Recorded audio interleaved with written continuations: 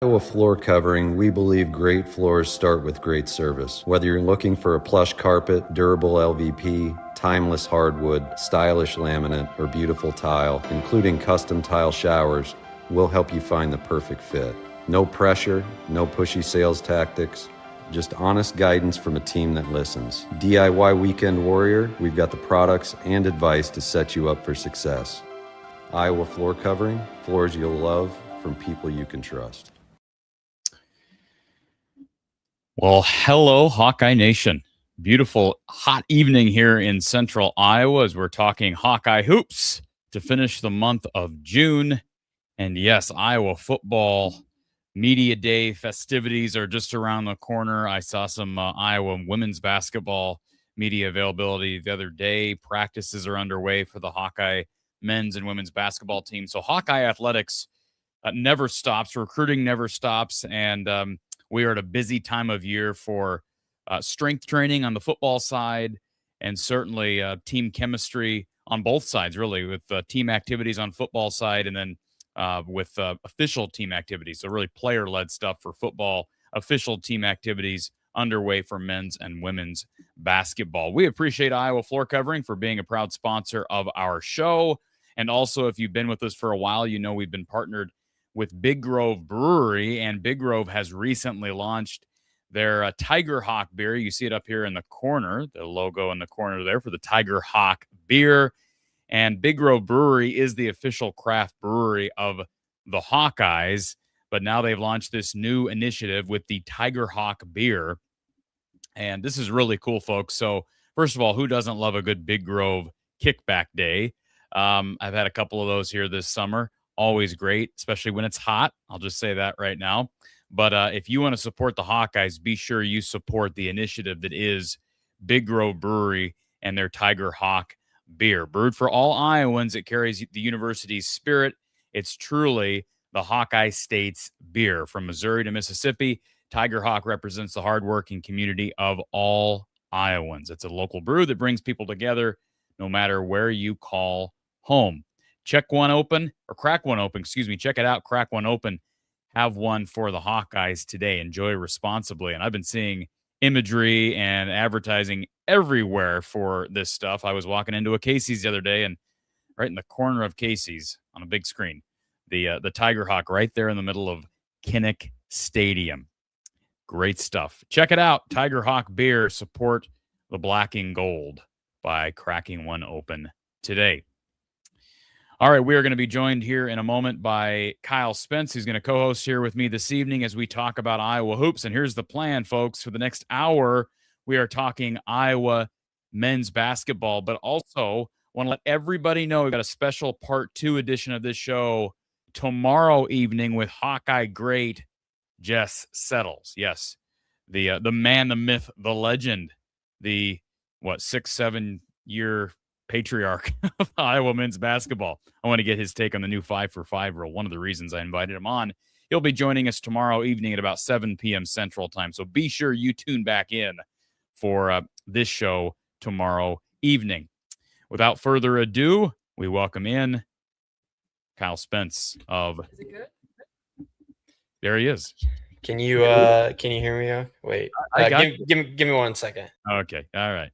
So somehow Kyle's having issues still, so we're gonna try to get him back in here in just a second. If you want to interact on the show, there's a couple of ways to do that.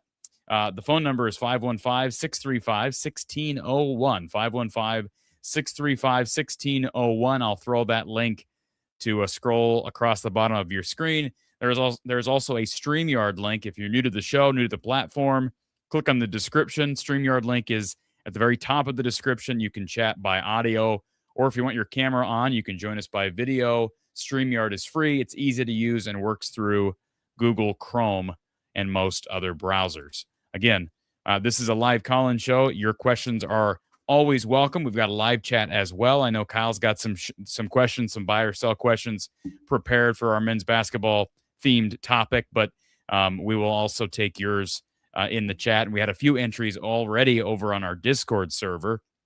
Our Discord members are running strong here during the middle of summer. If you're interested in joining our Discord, there's also information on that in our description below. T. Hink is here. He's in our Discord. He says this is going to be an all-timer. And for the first time in my life, I am more ready for men's basketball than I am football. I will say this, folks. I'm not there yet. Now, I know you might gasp at that because they're coming off an Elite Eight run. But I am the type of person that gets hyped for the sport that's closest, right? So right now, there's no sport on the horizon per se, right? In July, late July, it's Big Ten Media Days for football. And so you start to get back in the mode of predicting the season and previewing the roster, et cetera. We've done that already throughout the offseason, but you really get back in the flow of things once you hit conference media days. I think the Big 12 or the SEC or the ACC, one of those other conferences, they have their media day festivities in like early July. It's like just over a week away. It's something absurd like that. But the Big Ten is late July.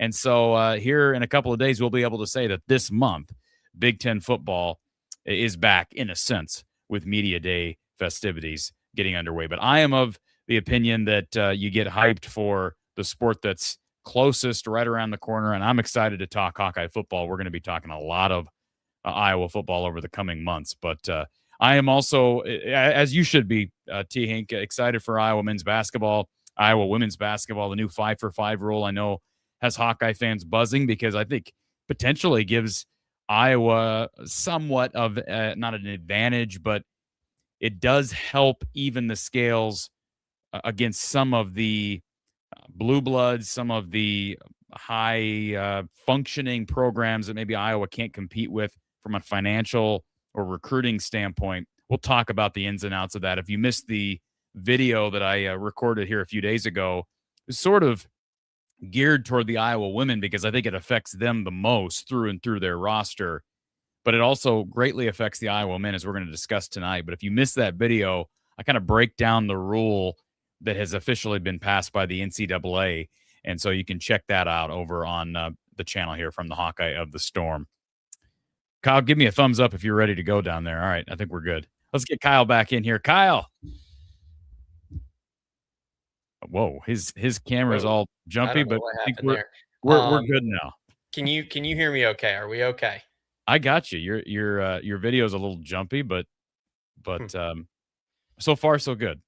Okay. Well, let's hope it stays that way. Sorry, I don't know what's going on with the computer tonight, but good to be with you. Finkbine's closed, so you're probably, this year has been, what's it been like playing golf this year without Finkbine open? When's the last time you've had to go have you ever had to go an entire summer without playing Finkbine? No, I haven't. So I started playing Finkbine in 2015 for high school golf. So I've been playing there every season since then. It's a little bit weird, to be honest with you. It just has put a lot of pressure on the golf infrastructure in Iowa City. Finkbine was annually doing 38,000 to 40,000 rounds of golf. So, that naturally puts some pressure on other, courses in the area to pick up that load. And so that's been the major thing. I mean, I've been at Pleasant Valley in South Iowa City this year, along with our indoor facility called Elevate Golf Club in North Liberty. And it's been great. It's been awesome. Demand's been great. I was going to say, to tell you the truth, I haven't had that much time to play recreationally myself or practice myself, just because lesson demand has been very high. So that's a good problem to have. It makes for a busy summer, but yeah, I just haven't had a ton of time to get out. Although I will be doing so over the next couple of weeks. I got Iowa State Open, third week of July, and then the Herman Sani tournament, which is a pretty premier pro-am Iowa tournament in the second week of August. And then I will be going to the great country of Northern Ireland in late August. So lots to look forward to. Remind me your dates of your Ireland trip if you can. August 13, I think, through 24, I think.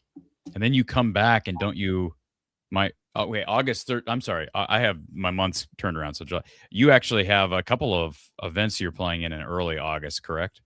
I do. Yep. So you got a busy month of August just leading up to Iowa football returning. As soon as we hit mid-July, it's going to be chaos for me. But it's been chaos for like 8 weeks now. I did last week. I had 18 or 20 hours of academy coaching and 30 individual private lessons. So doing about 50 hours a week outdoors right now. So it's been wild. So throw that in with some tournament golf. I'll be I'll probably be in over my head, but that's okay. That's what the golf season's for. But football will be fun when it gets here. Well, let's jump right into this. I don't want to waste everybody's time too much. We're going to be talking Iowa hoops for the next 2 days. Again, tonight for the next hour with Jess Settles tomorrow.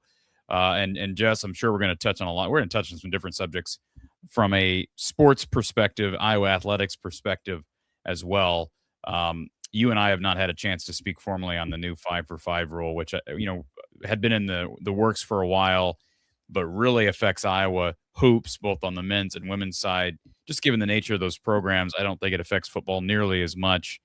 I think it evens the scales in some regards in some ways, given the fact that some of the Illinois of the world on the men's side have been scouring the portal and overseas, and this whole age thing. And I don't want to recap the whole rule and how it's been approved, but I do think the nature of how the rule is made up will help even some of those scales, those uneven levels out a bit, if that makes sense. Kyle, just your initial reaction to the NCAA passing the 5-for-5 rule, which essentially gives players 5 years to play 5 years. So there is no more 4-game, like for football, there's no, you can play in 4 games and maintain a red shirt. There are no red shirts. You can play in every game and play for 5 years, but you're not going to be able to get all these waivers to play 6 or 7 years, as we've seen with some notable players across the country, including some Hawkeyes. Yeah, absolutely. I think in terms of the 5-year time limitation, I'm a big fan. I don't think college athletics were meant to house 25-year-olds and 24-year-olds. I just don't think that that's something that those sports were designed to do. I think in college athletics, there's, an inherent constraint there with the age that is intended to be there. Whereas, obviously in the NFL and NCAA or in NBA, you have, players that are 10, 15 years apart and at very different physical maturities. A lot of these sports rely on, men not playing, full grown, full age men not playing in some of these leagues. And so I'm a big fan on the time constraints in terms of once you enter, you've got those 5 years to play. Don't know how I feel about the 5th year guaranteed of eligibility. That's something we can maybe hash out a little bit here. Whoa, my video is tweaking out. But that's something we can maybe hash out over the course of the show. But I'm a fan of the 5-year time constraint. I don't think college athletics is made for 25, 26-year-olds that have been in college for 7, 8 years. Those individuals that were doing that in the past too were not individuals that were going pro. And so I think there's a little bit of, they're taking away some of the incentive or the ability at all to hang on to this NIL era, where some of these guys that are hanging on 6, 7, 8 years, they had no pro prospects. They had no ability to go on and play at the next level and make money. And so they just, hang on to a roster spot essentially as long as they could, with as many exceptions as they could find through, whether it was a court's injunction or whether it was, an injury waiver, whatever the case may be. They're hanging on to those roster spots and taking away from younger kids basically because it's their last chance to make a little bit of money.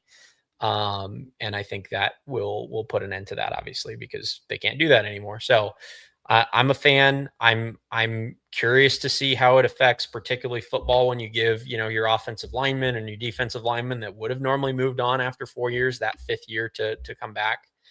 I'm curious how that all works, because a lot of those guys that didn't take red shirts in the past were gone after 4 years, and we've had conversations about what if so and so came back for a fifth year. What if so and so had another year of eligibility? So it'll open the door to some of those teams and scenarios bringing players back. But I'm a fan of the idea overall. I don't, real quick, I don't want to, because I don't, you brought it up and I'll address it, but playing 5 years, what problem do you have with that? What does it matter? I don't have a huge issue with it beyond the fact that I think, again, it just separates us from this idea, or this, and it is a fake, phony idea right now, that there is, any link between the academic schedule and the athletic schedule, right? The idea of the 4 years of eligibility was that you had 4 years, which is the standard time to complete an undergraduate degree, and that would match the 4 years of eligibility that they would have to compete in sports. I think, again, with the NIL thing, we've just disregarded the link between, the student and the athlete. I mean, that it just doesn't exist anymore for a lot of these guys. And so, I guess from that perspective, the fifth year is fine. But if you're a fan of any linkage between their academic status and their athletic status, then I guess it's fine. Yeah, and VMS brings up a good point. Like, there is still the legal aspect of this, and these injunctions that have been filed, the saga that had been transpiring down at Texas Tech. I mean, there's still going to be some of those issues. The NCAA doesn't have complete hold on this because they don't control the courts, but you're trying to make the best out of a situation that's got clearly out of hand on so many levels. I guess the ship has sailed for me, Kyle, on the idea of staying a traditionalist and working. And here's the deal. I mean, there's always been players that have been around schools for 4 or even 5 years. Jess Settles is a great example of that in the 90s. Now, this is a good question as well. Nash brings up, what does it mean for a player that has a 2-year injury, maybe a serious Achilles tear? Yeah, I mean, they get 5 years. It doesn't. So we're all in this frame of mind. Well, I mean, I would ask the question to that individual too. Like, okay, so what if that happens in high school? Are we supposed to give high school kids 6 eligibility years in high school? Like, the whole point of constraining college athletics to college students was the idea that growing men, not fully grown men, would play in these sports. The idea of constraining high school athletics to high school boys was so that high school boys would play. And I think there's going to be some tragic circumstances where maybe some people would have deserved 6 years where they missed 2. Things like compound leg fractures, Achilles, as mentioned, can cause people to miss multiple seasons. And I think that's tragic and heartbreaking. But college athletics are meant for college students. And I think we agree, if somebody starts college at 18, just because they have 3 ACL tears and they still haven't played 4 years at 27 or 26, doesn't mean that they're entitled to continue playing. I mean, I think it's a tragedy, but I don't know that we, alter the system to accommodate that type of system or that type of situation. It's an interesting discussion, and VMS brings up the fact that parents are not going to be able to hold kids back in hopes that they can age in high school, mature physically, and then enroll later on, basically, when I think the rule stipulates that the clock begins when they're 19 or when they finish their high school career, whatever comes first. If I'm recalling, yes, I think so. Yeah, the lingo of that. So, yeah, I mean, there's some trickle down effect here, and it's unfortunate for the Jack Nungies of the world, the Jordan Bohannons that dealt with serious injuries over multiple seasons. But like, Jordan Bohannon also played an inordinate amount of games at Iowa. I mean, part of that was COVID, but that was a ridiculous saga of just how many games did the guy play? Like, Amari Whiting's going to be able to play if she stays at Iowa, even if she doesn't stay at Iowa. Do you realize that Amari Whiting has already started like 91 games in her college career? Yeah. Which means she has the potential of starting, do the math, like 150 games, 140 games in her career. Yeah. As a college athlete. Like, that's insane. Yeah. By the way, just as a clarification for our viewers, with the 5-for-5 rule, does it apply to everyone that is in NCAA athletics right now? Does it apply to the kids that are just coming in for the first time this year and then will be phased in? Can you explain how that all works? my understanding is it applies to everybody that is currently a student athlete. Mhm. So obviously you're not going to grandfather in Kylie Feuerbach. Well, not Kylie Feuerbach already would have exhausted the 5 years. Taylor McCabe's a great example. I mentioned this on a platform the other day. I think it was Twitter. Somebody asked about Kylie Feuerbach, Taylor McCabe, and I just said, hey, Feuerbach was in school 6 years, so this Yeah. wouldn't have helped her at all. No. This would have helped Taylor McCabe. Yeah. Taylor McCabe played 4 years at Iowa. Taylor Yeah. McCabe's not playing professional basketball. Maybe I don't even know where Taylor McCabe is right now, but I don't think she's got a long-term career playing professional basketball at her fingertips. So my hypothesis is that she would benefit from playing a 5th year in college, if only for being able to continue her college career, work on a master's degree, like trying to accomplish more academically, but also take advantage of your name, image, and likeness for a 5th year. And that's why this benefits women's basketball so much, is because it's so hard to play in the W, and it's really hard to play in the NBA as well. Yeah. But we also know there's a lot less money to be made in the W. Okay. If you're not named Caitlin Clark, it's, and a few others that have these enormous names and can market themselves outside of just the actual basketball court.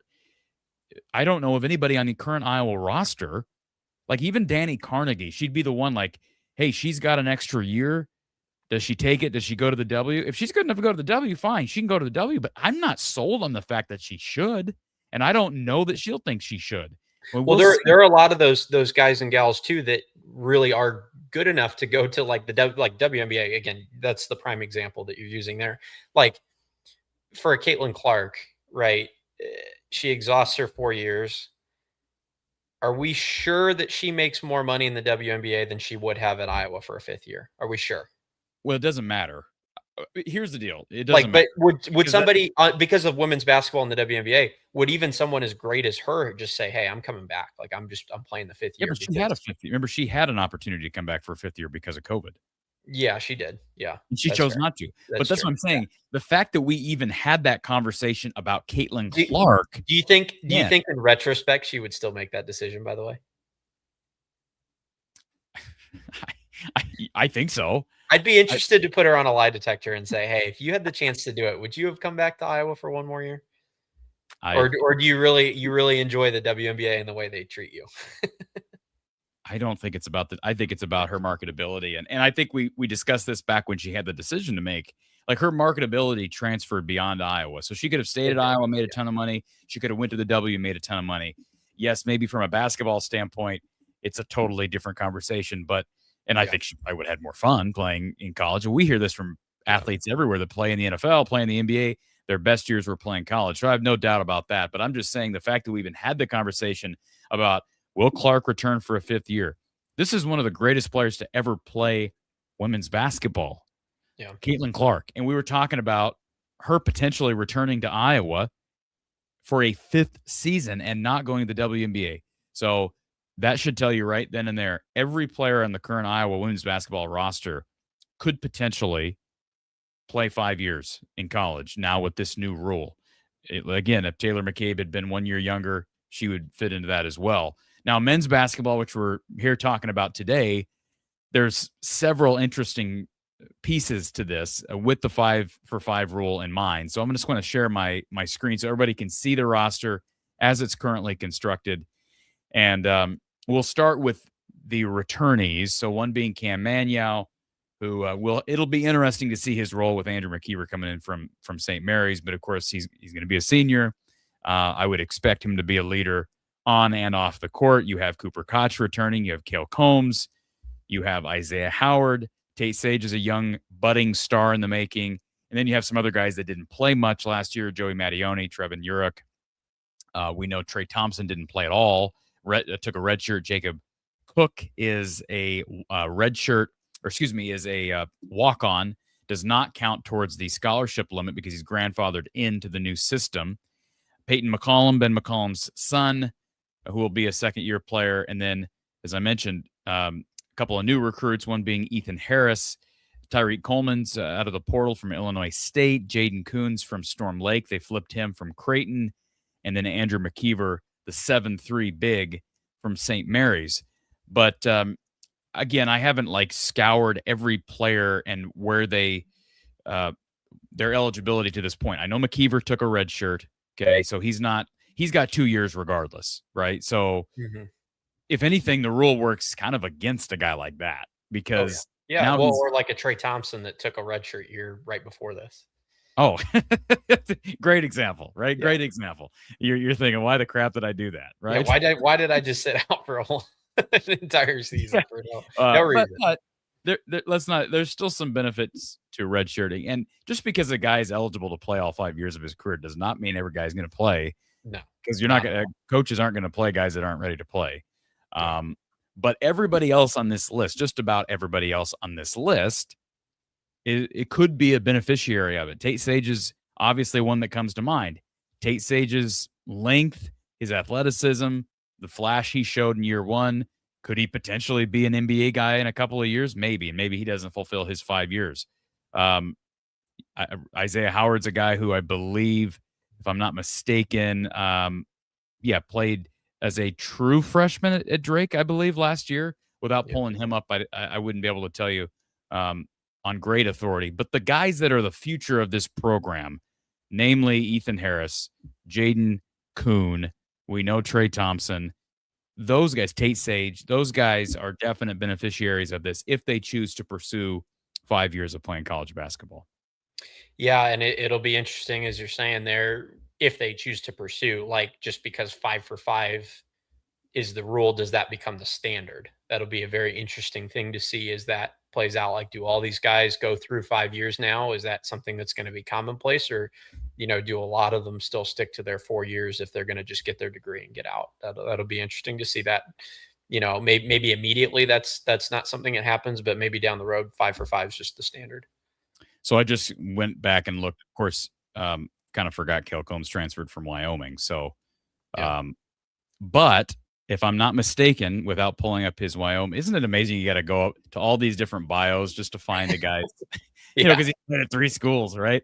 Yeah. His situation is somewhat understandable, but if I'm not mistaken, he is now eligible for an extra year. So he's a guy that is an example of this. He played at Wyoming his true freshman year, then played at Drake for 1 year, and then played at Iowa here this past season. So again, somebody can correct me if I'm wrong on that. If he took a red shirt, I didn't see that because I believe he was a 2023 kid. So regardless, just so much. And then of course the future guys, the guys they haven't yet signed. The transfer portal discussion continues for college basketball with the latest news with Dusty May and Michigan. And now there's going to be a bunch of guys we would anticipate, at least some guys from that Michigan roster that will potentially enter the portal in July. Isn't it wild, Kyle, with that news that Dusty May was taking the Dallas Mavericks job, that those players have to wait until, I think, late July because of the fact that Michigan's not hiring a coach immediately. Mm-hmm. So they have to wait till, I think, like July 24th or something crazy like that. So I don't know from a practical standpoint what that looks like in Ann Arbor. Are those guys, I'm assuming they're just all practicing with their team. I mean, it's an opportunity for that staff to kind of play some damage control there. But, Iowa's got 2 spots still to work with. I know a lot of people think they've wrapped this up, but, the Tavion Banks situation still not resolved. Nothing further on that as far as his potential for getting an extra year. His situation has nothing to do with the 5 for 5 rule. Okay. So his situation is because he was at a JUCO school and now he's trying to get eligibility back with that. But the precedent has been set in the past, but he's waiting on ruling. So that's sort of one of those situations that at this point, I wouldn't expect it to go anywhere, but they do have 2 open spots because Cook was grandfathered into the system. Anything else on that new rule that I missed there, Kyle, before we move on? Yeah. I don't think so. I mean, again, the only other point that I would make as well, unless you have other information for me, is how does this affect roster, construction and roster spots? if you keep the number of roster spots available in all these different sports, or only slightly, incrementally raise it, then how does that impact schools that are bringing in now 5 recruiting classes if 5 years does become the standard? Obviously, that will make it more difficult and more impressive to become a Division I athlete. Same at all of these levels. If you're talking about the same, have you, unless you're aware of, I haven't seen anything about roster stuff, so I could be wrong. But are they increasing roster spots for men's basketball or women's basketball? I think we're at what, 15? Mm-hmm. I don't believe that's going up. Yeah. So now you're down to 3 kids a recruiting class if they all stay 5 years, if a good bulk of them stay 5 years as opposed to 3.5 before. So every other recruiting class you're signing one less player. So that takes away opportunities for people. So but again, that's assuming that becomes a standard, and I don't know if that's the case or not. We'll see how that plays out. But yeah, certainly it'll constrict teams in terms of freshman recruits year in, year out. Might spread out top prospects a little bit more, but we'll see. And I did go back and confirm as you were talking that Combs and Mannion were both true freshmen at Wyoming before their time at Drake. So both of those guys do have 2 years now because of this new change. So yeah, I mean they really have, just about everybody has eligibility remaining, right? I mean, everybody looks like most of the key contributors have 2 years. Yes. I mean, McKeever doesn't get an extra year, but he's got 2 years. He's got 2 years already. So yeah. So a lot of and this is maybe something we'll talk about down the road here, but awesome opportunity to get some continuity and maybe have 2 years with the core group together. Absolutely. Let's we've got somebody in the queue here on our phone line, so we'll add him in, and then we've got some buy or sell questions that Kyle had prepared for us this evening. So let's go to Dan in Pella. Dan, welcome to the show. Dan, you're muted. See if we can get you unmuted here. Maybe. Can't hear you, Dan.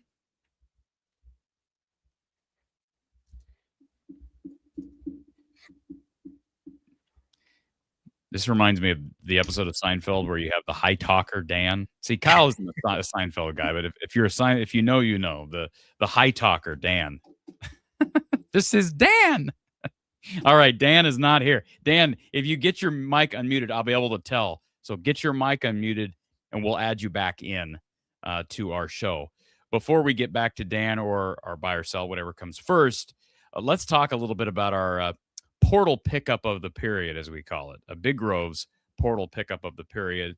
This is an interesting one. In fact, I want to come back around to buy or sell with this because I think it's hard to go anywhere other than Andrew McKeever, the 7'3" big, transferring over from St. Mary's. We know the price tag on great centers, just centers in general, guys with size who have proven they can play at the D1 level, is extraordinarily high. And by all accounts, it's the heftiest price point of any portal recruit, right? Just in general. Centers cost more than any other player. So for Iowa to be able to get, at the time, he was one of the hottest names out there, in spite of the fact that his numbers were pretty pedestrian at St. Mary's, if we're being quite honest, 8, 9, and 1, and that 1 being blocks. For a 7'3", you kind of expect that to be a bit higher. We can discuss it, but 53 career games played, 10 starts. Iowa was in grave need of help at the center position. They got exposed a bit in the Elite Eight against Illinois on the glass. Boy, they competed the heck out, at the glass, on the glass against Florida and Nebraska to get there. But that was, I remember down in Houston talking to Ben after the game, Coach McCollum. That was the big thing. Like, it was clear, even when he was sitting there post game, that we got to get bigger and we got to add pieces to our front court to be able to compete better on the glass. So I guess I'll throw this to you, Kyle. It's Big Grove's portal pickup of the period for obvious reasons, but just the impact that you think McKeever will have. It's the biggest guy that I can recall in an Iowa uniform in my lifetime. Yeah, yeah, he's the biggest guy in the history of Iowa. I confirmed that before the show. Tallest listed height of any player in Iowa history. So very, very cool and very exciting, as you're saying. Those guys have a premium in the NIL transfer, era. You have to pay a premium to get them. Have to probably, pitch a pretty good vision of what their role will be, all that kind of stuff. It's obviously going to be a big asset. I'm going to give him a little bit more of a break on the numbers than you will. He only played just over 20 minutes a game at St. Mary's, did not play high minutes, was not high usage, and only started 10 games. So, out of that, I think he gets a little bit of a pass for some of the lower numbers. But I'll give you a couple of things. Obviously, the rebounding perspective, Iowa, as you're saying, got crushed on the glass in some of those games that they lost against bigger competition, Illinois and Purdue, and some of those games come to mind. And lots of matchups, frankly, that they've struggled with over the last few years in the Big Ten Conference is primarily because of rebounding and size on the interior. I think we're fairly happy to see, and we talked about this last year. I think you and I both made the comment during the season several times that, while Cam Mannion would be a very solid backup, he wasn't necessarily a starting caliber center in this league, and to push him into that role, hopefully with McKeever in the lineup is an important thing, I think, for their depth. One thing that I'll say, and I've not watched tons and tons of his footage, but I've watched a little bit of his footage and then going off of his numbers, he's interesting to me as a facilitator. And he averaged 2 assists a game last year, according to what I have in front of me. And, that's a little bit high for somebody that hasn't had super high usage, hadn't played super high minutes at that position. And it seemed like they were fairly comfortable throwing him at the elbow and allowing him to kind of create from there. And the reason I think that's so interesting is I think as we look at this roster, as we look at this roster, there's not a lot of shot creation on this team. There's a couple of guys that can go get their own shot. Obviously, as we look at a Tyreek Coleman, who's a dynamic athlete and a very efficient scorer, as I'm sure we'll hit on, which we're all excited about, his assist to turnover ratio is kind of questionable. Okay. He averaged 1.8 assists last year, 1.6 turnovers, 1-to-1 basically in assist to turnovers is not wonderful. And that's obviously at Illinois State. So he's not proven as a creator. Cale Combs was, had a couple of nice games as a creator, but they don't have that, obviously, with Bennett being gone, that guy that can go get a bucket for other people. And so I'm interested to see what he will do, obviously as an interior scorer, but also as a creator, because if your team doesn't have a lot of, ball handling and shot creation for other people, Sage and Koch have proven, Koch in particular has proven to be a really good catch and shoot guy. And that requires an ability to create for those shots to become available. So I think that could be interesting from that perspective. But obviously, defensively, on the interior with rebounding, it's going to be a completely different look from what we've seen really in several years. What's interesting about this addition, I will say this: when you look at McKeever and you compare him, just not, of course, they play totally different positions. But the addition of McKeever versus the addition of Coleman, you could argue the addition of Coleman is more necessary because of everything you just outlined. Yeah. But when you look, if you go back to the original topic, right, where did Iowa lack last year? What they needed last year was Andrew McKeever. Yeah. Right. And now, yes, you still need that, but you've also got to figure out a way to replace Bennett. It's never apples to apples. It's never, you lose one guy, you replace him with this guy.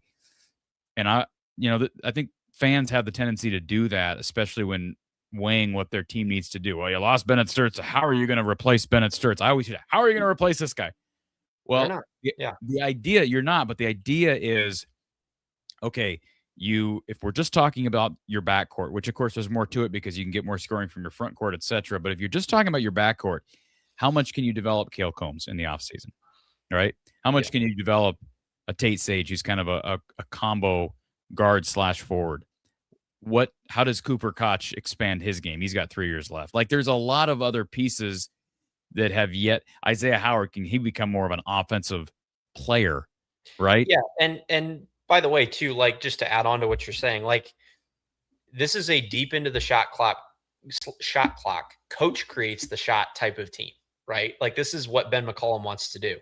He is not some guy like Fran was that just told players to freewheel. They got that some of the time, and it was mostly Bennett that got that. Let's be honest. I mean, you didn't see all these other guys freewheeling all the time. When Tate Sage got a touch, when Cale Combs got a touch, a lot of times it was to run something that Coach McCollum was on the sideline calling for, right?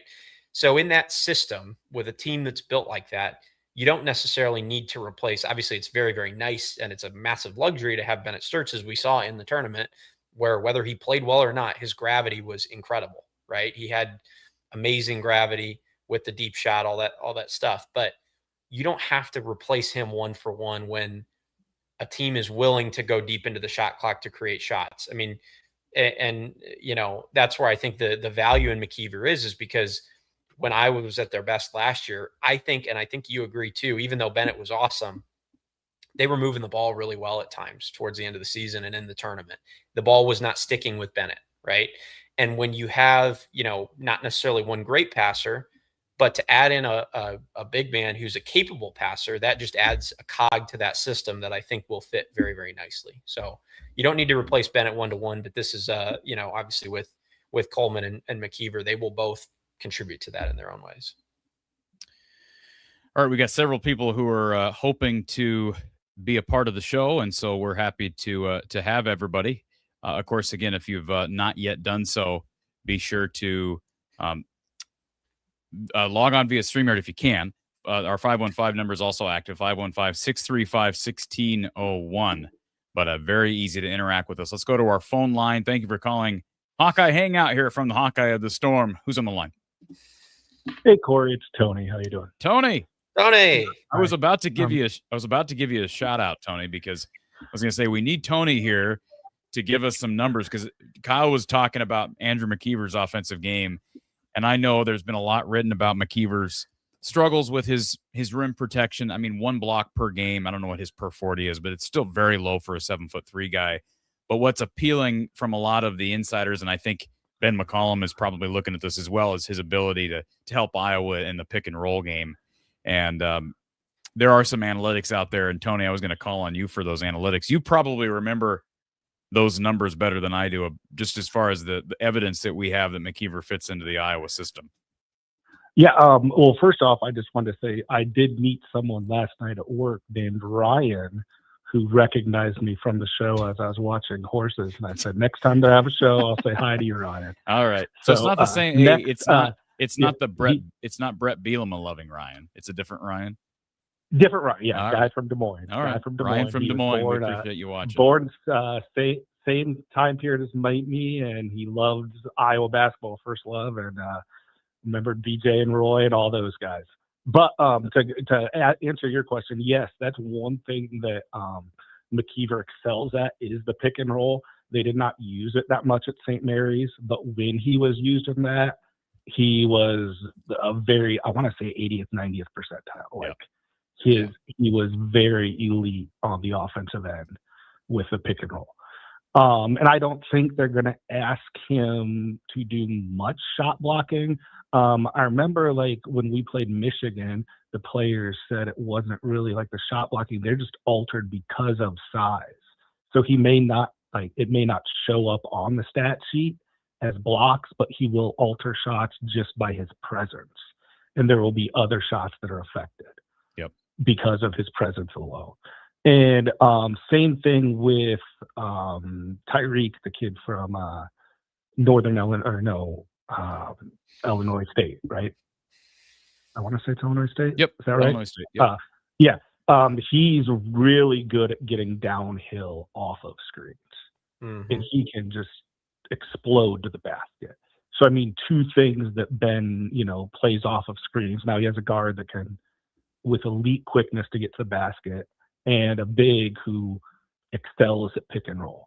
So, I mean, these may not look flashy on paper, but like you guys mentioned, they're perfect fits for Ben's system. They are. And I mean, I think the big thing, again, I reflect on just being able to talk to Ben after that Houston loss, and then talking to him again a few months later in Carroll, have not been at any availability since then. But I think the one thing that still resonates with me, like they need 3-point shooting. Mhm. If I was to identify a glaring need, it'd still be like, do they have enough 3-point shooting? And yet, I still reflect on the fact that they landed one of the best 3-point shooters in the country last year and didn't use him. And I'm not ripping Ben for that, but I'm just saying, I'm not saying that they have a ton of money to work with either. I can't speak to that, but it's got to be the right guy that fits into this system. I mean, I know that there have been talks this week about the fact that Brendan Hausen, isn't he competing in a summer league? The Grizzlies, Memphis. I mean, that's just insane. The fact that he couldn't play, and I know it's just a summer league invite, but the fact that Brendan Hausen is playing summer league hoops for the Memphis Grizzlies and he couldn't play minutes at Iowa is unbelievable. But that just goes to show you that it's got to be the right shooter. And defense is a part of that, but I think it's probably a little bit more complex than that. But Tony, if I was to identify one thing, that if they had some opportunity here in the final hours, right, of the off season, and now the off season clock is totally different than it used to be. But if there was any time left and any opportunity to add somebody other than Tavion, can you get a shooter? I don't think that's going to come from Michigan. Does it come from overseas? I doubt it at this point, but that's where I think the need still lies. I think that you'll see addition by improvement through the other players. Well, they'll have to have it. The other players. Yeah, they'll have to have it. I think the other players. One thing the two things I wanted to touch on was Ben identifying what he thought he needed in a big and a downhill guard, and he got both of them. Yep. And the other thing I want to touch on, then I'll let you go and hear you guys' thoughts on it, is the upgrade in non-conference scheduling. Like, I think it's like coming to fruition of him saying he's going to identify the big games, get all the big games he wants against the high majors, and then he's going to sprinkle in the North Dakota, the Northern Illinois, the Eastern, all those teams. He'll throw those in later after he gets the dates. Because I think some people, there's such an art to that of non-conference scheduling that if you lock yourself into dates with all these low majors, then you have no flexibility with trying to get the high majors, where he had all the flexibility with the high majors when he got them because there's no dates. Now I think we're going to start to see all those low majors start to get locked in pretty quickly. So can we hang up and listen to go. Real quick before you hang up, Tony, can we just acknowledge the rightful complaint that Hawkeye fans can have about the fact that Creighton and the women's game against Vanderbilt are on the same day? I haven't talked with Ben or Beth or Lisa. Lisa. I'm sorry, Jan. I'm still living 3 years ago. But I don't. It had to have been something that was unavoidable if they wanted to get those two games in. But that just sucks for fans, especially for people like you, Tony. You would have probably been at both games. Yeah, but the issue, the hard part is there's so many moving parts. I know. You got to find, the KC Center's got to be open if that's where you're going to play it. Creighton, it's got to work for them, and then it's still got to work for Iowa men with all their. And then the same goes true for the women. It's got to work for the Iowa women, for Vandy, and it's still called the Tyson's Event Center, or what do they call it nowadays? It's the Tyson's Event Center. Yep. Yeah. I think it's actually, they call it Mills Fleet Farm Arena or something like that. Something like, yeah. I don't know what it is, but yeah, it's the same thing that was up in Sioux. And someone was telling me we've never played a basketball game in Sioux City. Well, not in my lifetime. I know not in my lifetime. I don't think I could remember it, men's or women's. Yeah. So you wonder, is this the end of Sioux Falls? No. You don't think it's the end of Sioux Falls? Went through. They'll still get into Sioux Falls, I bet, in the next year or two. Sioux Falls likes to do a rotation where they'll get like Iowa State one year, and then like. Well, they had Iowa State. Didn't they have Iowa State last year? Didn't Sioux Falls get Iowa State last year? Am I wrong? They might have, but I know that they tried to avoid doing the same team twice. I bet they go to Sioux Falls within the next 2 years, like not counting this year, obviously. Like the 2 following years that he can, I would bet they're back up at Sioux Falls. Yeah. Well, I love the fact that they're in Sioux City. Honestly, like I think just being able to tour the state in a sense. I know Ben is all about kind of the being a traditionalist. But here's the other thing I'll say.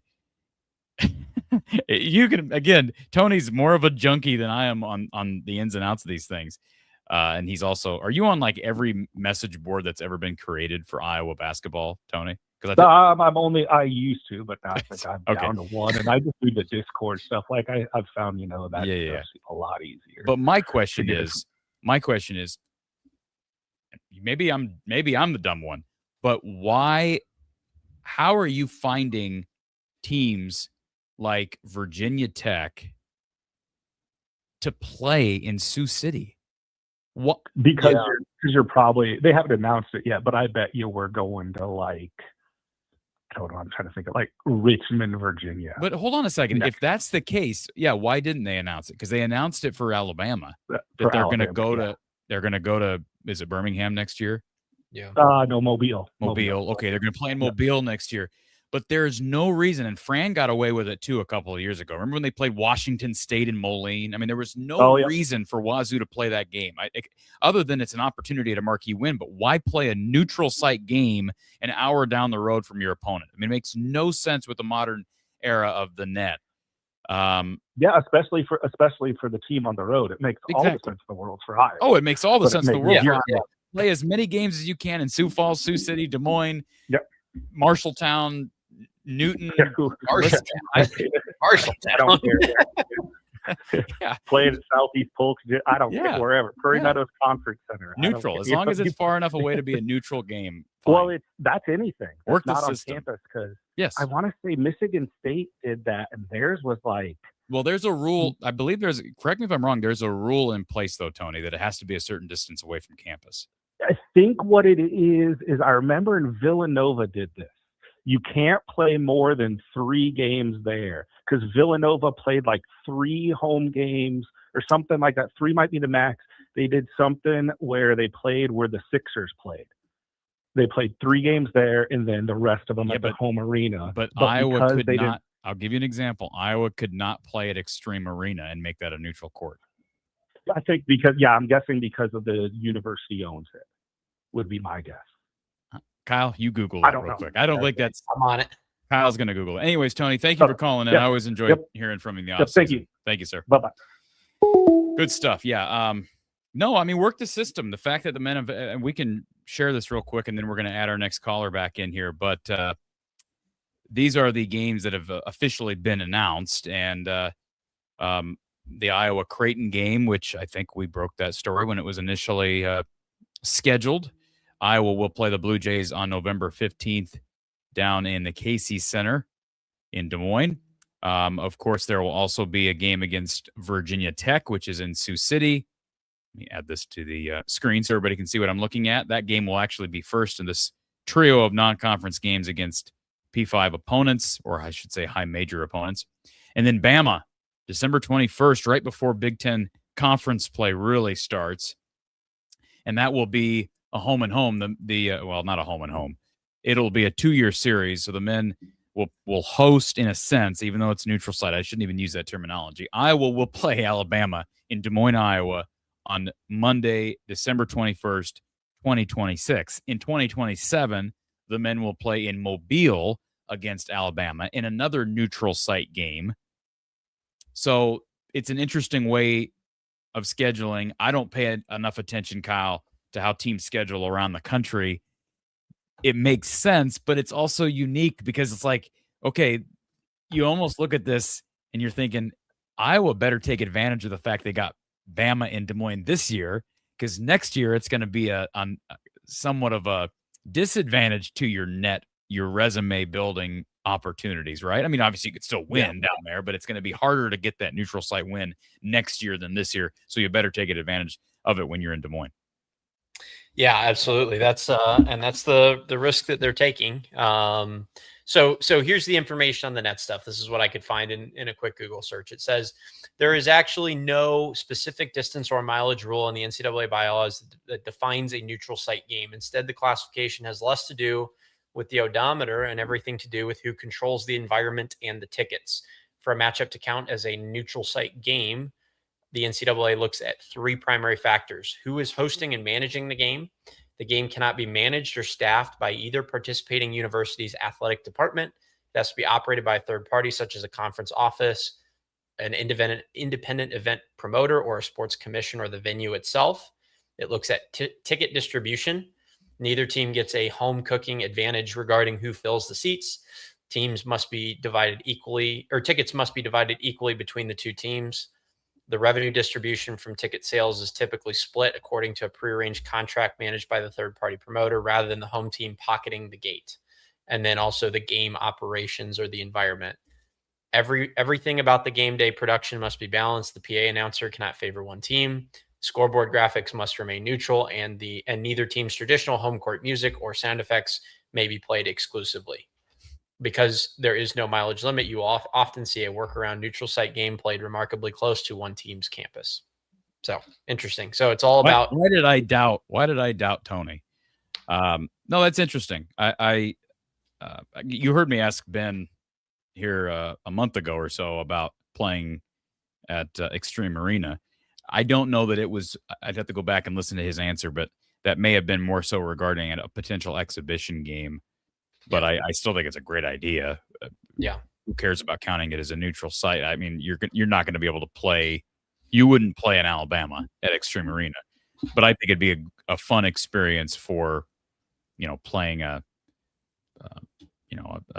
UTEP, right, or a Citadel team. And Iowa would handle.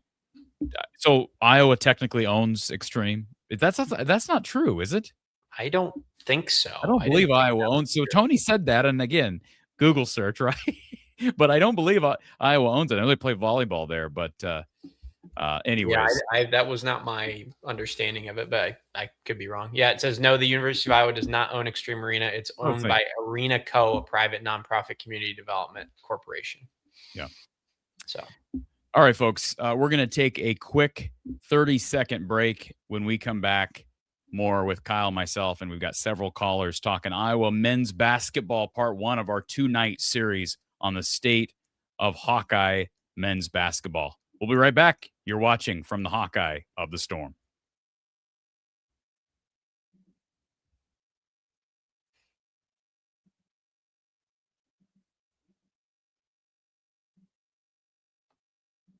Remember the games, music, and memories that defined your childhood?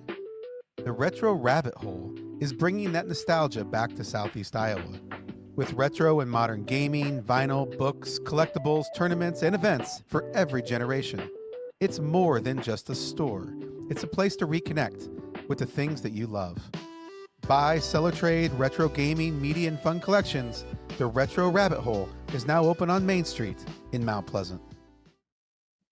If you have not yet done so, get down to the Retro Rabbit Hole in Mount Pleasant. Awesome stuff. And they are proudly sponsoring our coverage here from the Hawkeye of the Storm all off season and into Iowa football and Hawkeye hoops season. We're back with Kyle Spence here from the Hawkeye of the Storm on our State of Iowa men's basketball special. Let's go back to Dan. I think we've got Dan back on the phone. Dan, welcome. Yeah. Hey guys. Sorry. I stepped out of the room and you called on me. So apologize for that. All good, Dan. That's when we would call out on you, right? Yeah. Yeah. Hey, I appreciated the comment earlier about, not having to replace Ben Sturtz 1-for-1. I think they work the offense really well, as you know. I think the biggest difference might be you may not want to run it down to that last 5 seconds because that's where Ben was really good. He could get quality shots even in that last 5 seconds. So you'll see him sometimes pass up a shot, maybe with 20 seconds in the shot clock left. They may want to take a few more of those this year if they don't have that guy that can make clutch shots at the end. So. Yeah, I would agree with that. The other thing I would point out too, Corey, and this is kind of an interesting conversation to have, is traditional knowledge would tell you that exact situation that Dan's telling you about would be where you would miss a Bennett Sturtz. The other situation that would, traditional basketball knowledge would tell you that they're going to miss him is late in games, right? Because like the question for coaches in the NBA and in college basketball is always, what do you do late game against these great players? Like, how do you defend them? How do you, weigh the balance of leaving a role player who maybe hasn't hit a shot all game open and all that stuff. Now, in Iowa's particular circumstance, and you know this, Corey, because we watched all the games, Bennett wasn't great late game. He wasn't like, and I'm not saying that he wasn't clutch or he wasn't whatever, but like we can pull up his numbers. I'm sure he was not amazing in terms of converting late in those situations. He was pretty real quick. Can I just add something? This is anecdotally going through my brain. He was really good against Florida late. Like everybody wants to talk about the Alvaro shot, but he hit a big shot, and then obviously the big bounce pass. I know it looked easy, but it was perfectly timed, executed, and Bennett was part of that. But to your point, I agree with you. And one of the big complaints I had all year, and I brought it up to Coach Close on a number of occasions, was the fact that I felt like they settled way too much late in the clock for Bennett starts jacking up deep threes and late in games jacking up deep threes that yes he could make, but this offense can get a better shot. So I don't know. I mean, if I'm looking at it from a glass half full perspective, is it possible that this offense looks even more like what Ben really envisions the offense looking like? Right? It's a complete operation as opposed to in year one of integrating a new system with some carryovers from your previous school.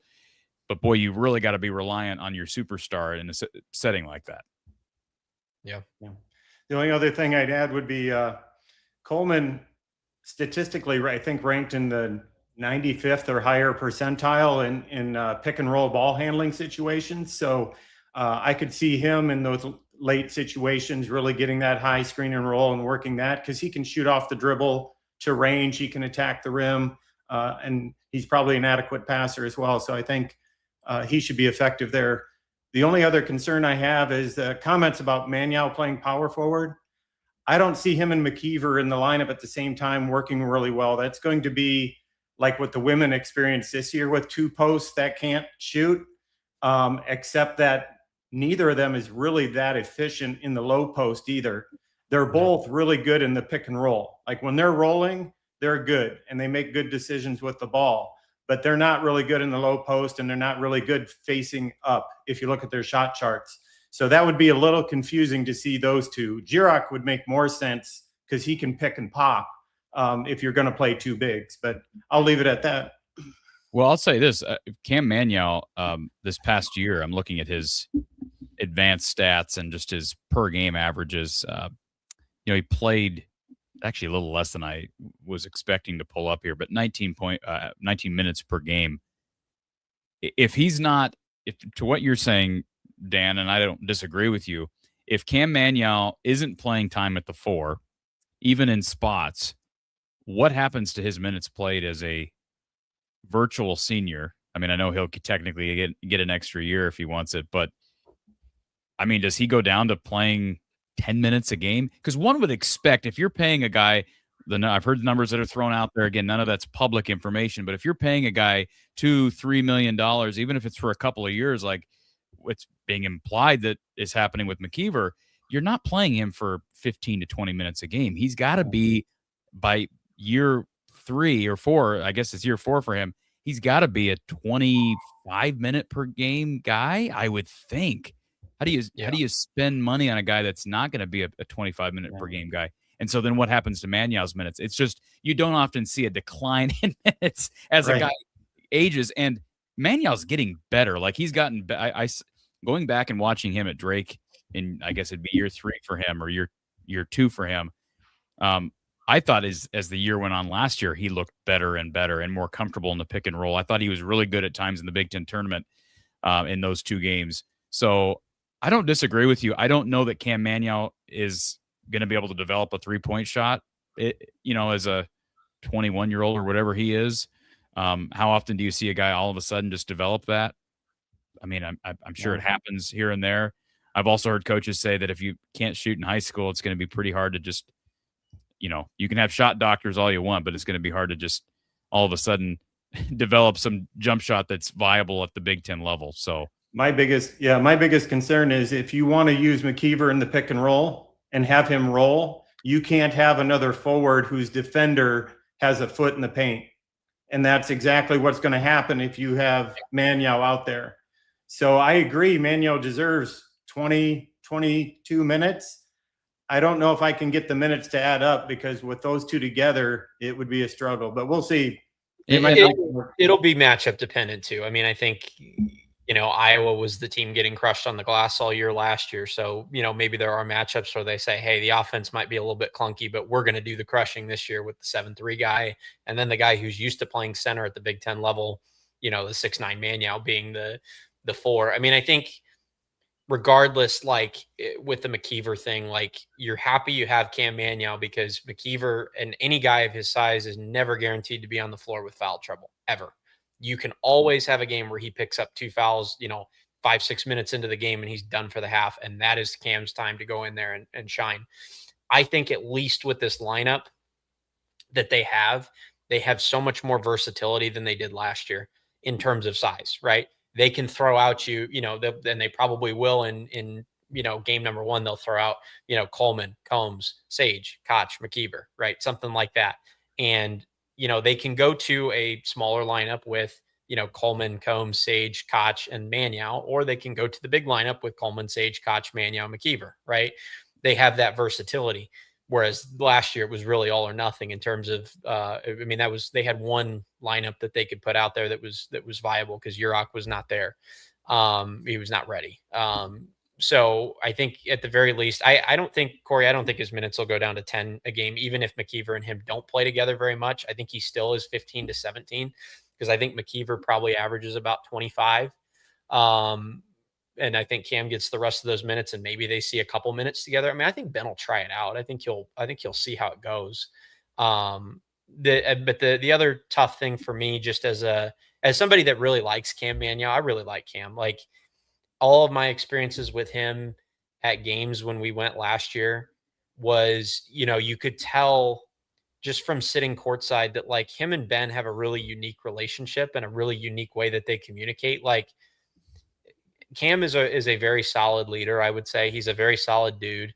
And the way that him and Ben are able to frankly just scream at each other during games with total trust, right? And communicate in a very, direct way that maybe you couldn't with some of the other guys. And I think he's done a good job building out this roster in terms of guys that can take it and guys that can't. That's the part that I think it will be difficult because it's like, okay, yeah, you can be a great leader, but I think everybody knows it's hard to lead from the bench. It's not that you can't do it, but it's more difficult. I think this will go one of 3 ways. First of all, back to your comment about matchups. I think you're right. I think play at the 5 will be very matchup driven, and don't be surprised, folks, if there are games where McKeever plays 10 minutes. Yeah, if he ain't 100%. Playing well. Like Ben will just ride Maniau, right? Yep. Maniau started all year for a team that went to the Elite 8. So what I said, I still believe. I don't think you're bringing in McKeever with the idea that he's going to be playing 15 minutes a game, but there will be games where, matchups, and then he's not playing well. Maniau gets the long end of the stick. But I think this new 5, going back to the 5-for-5 rules, it relates to Maniau. I think this whole thing will play out specifically with the 2 Wyoming kids, Maniau and Combs, one of 3 ways. Either A, it will be just a phenomenal story because they'll get extra time to develop. It'll be a magical 5-year run where they just keep getting better, and they both end up being terrific college players by the end of year 5 because they stuck with Ben the duration of this. B, they'll sort of fade off into the shadows of better players on this roster in 2 years, and they'll be leaders, but they're not going to be heavy minutes guys. Or C, those guys will leave after next year because they'll realize we have an opportunity. As much as we love Coach Ben, I'm sure they do, they will have an opportunity to take advantage of their name, image, and likeness for a final year because the Iowa roster has gotten better and they have not been able to keep pace. You know what I'm saying? So yeah, I think that's going to be an interesting thing to follow right out of the gates. What did Combs get accomplished this offseason? What did Maniau get accomplished this offseason? And frankly, what did Isaiah Howard get accomplished this offseason? Those are the 3 guys. And Trevin Urok is another one. He's really young, but you've heard me talk about it before, Dan. I've got questions about his ability to defend at this level, his ability to move his feet. McCollum has defended it, has said on numerous occasions he believes Urok has gotten faster, will get faster. The conversations I've had with Gary Close make me just wonder. Now, Gary hasn't said anything about Trevin Urok personally, but I've asked him, how much can you get faster, get quicker with a big in his feet. And it's hard once you get to this level to really increase foot speed. So those are all going to be interesting storylines. Yeah. I'll let you guys get on. I'll jump off here. But to your point about matchups, McKeever's not a big shot blocker. It sounds like he does well if he's guarding the low post. But if you're not a high volume shot blocker at his size, it's because you can't block off the ball, come weak side. And so I worry about his ability to move a little bit. Yeah. And if they play a 5-out team and he's got to hedge and do coverages on the perimeter, that's exactly when you'd see him be playing 15 minutes and you'd go with Manyao in some of those situations. But appreciate the conversation tonight, guys. Thanks, Dan. Yeah, thank you. That's a great point, Corey, with the matchups in terms of his foot speed. I was going to say, when you're talking about Urok, I don't know that McKeever's foot speed's any better. I think he's just long. So well, I need to see it. I need to see it at this. I mean, you can go back and watch him in tape at St. Mary's, but yeah, I would venture to say he's got better foot speed than Urok. A little bit, but I wouldn't say he's quick. I would say he's very, very long. He does have at least 4 or 5 inches on Urok, which helps immensely, to your point. Yeah. Now these are his per numbers. Andrew McKeever, Big Grove's portal pickup of the period, as we talked about earlier. But if you look at his per 40s, this is where I thought, okay, this number has got to be higher. And it wasn't like he didn't play a ton his second year at St. Mary's. But, like, wouldn't you expect this number to be higher? 170. And I mean, the points number is not super impressive either with, the number of easy baskets that a guy like him should get. But there's something, as Tony brought up earlier on that phone call, there is something in the water as it relates to the data out there on pick and roll offense, which you're going to have to see Iowa rely. Not that they didn't run a lot of that they still ran the Ben McCollum offense with Bennett, but they were able to ad lib a little bit because you had somebody like Bennett Sturtz running the system, running the show. And, they're going to have to rely on guys like Manyao and McKeever being above average passers. What is going on with your video? I don't know, dude. I left during the ad break to try to see if it would sort itself out, but it has not. Anyways, can we go, because we're this, of course, we get to ranting about different things. We've got a couple more people who are waiting on hold, but can we do the first buyers? I've got 2 buyer sells. You got a couple, and we got a couple of viewer Discord and comments here on the live chat, submitted questions. Buy or sell that Andrew McKeever will be Big Grove's portal pickup of the period in hindsight at year's end. Like, to me, that's a complicated question, because right now I think it's almost felonious of me to even imply that it could be Tyreek Coleman or anybody else that they haven't yet landed, which it's still possible they had somebody. But to me, it's obviously McKeever, and the price tag would agree with that.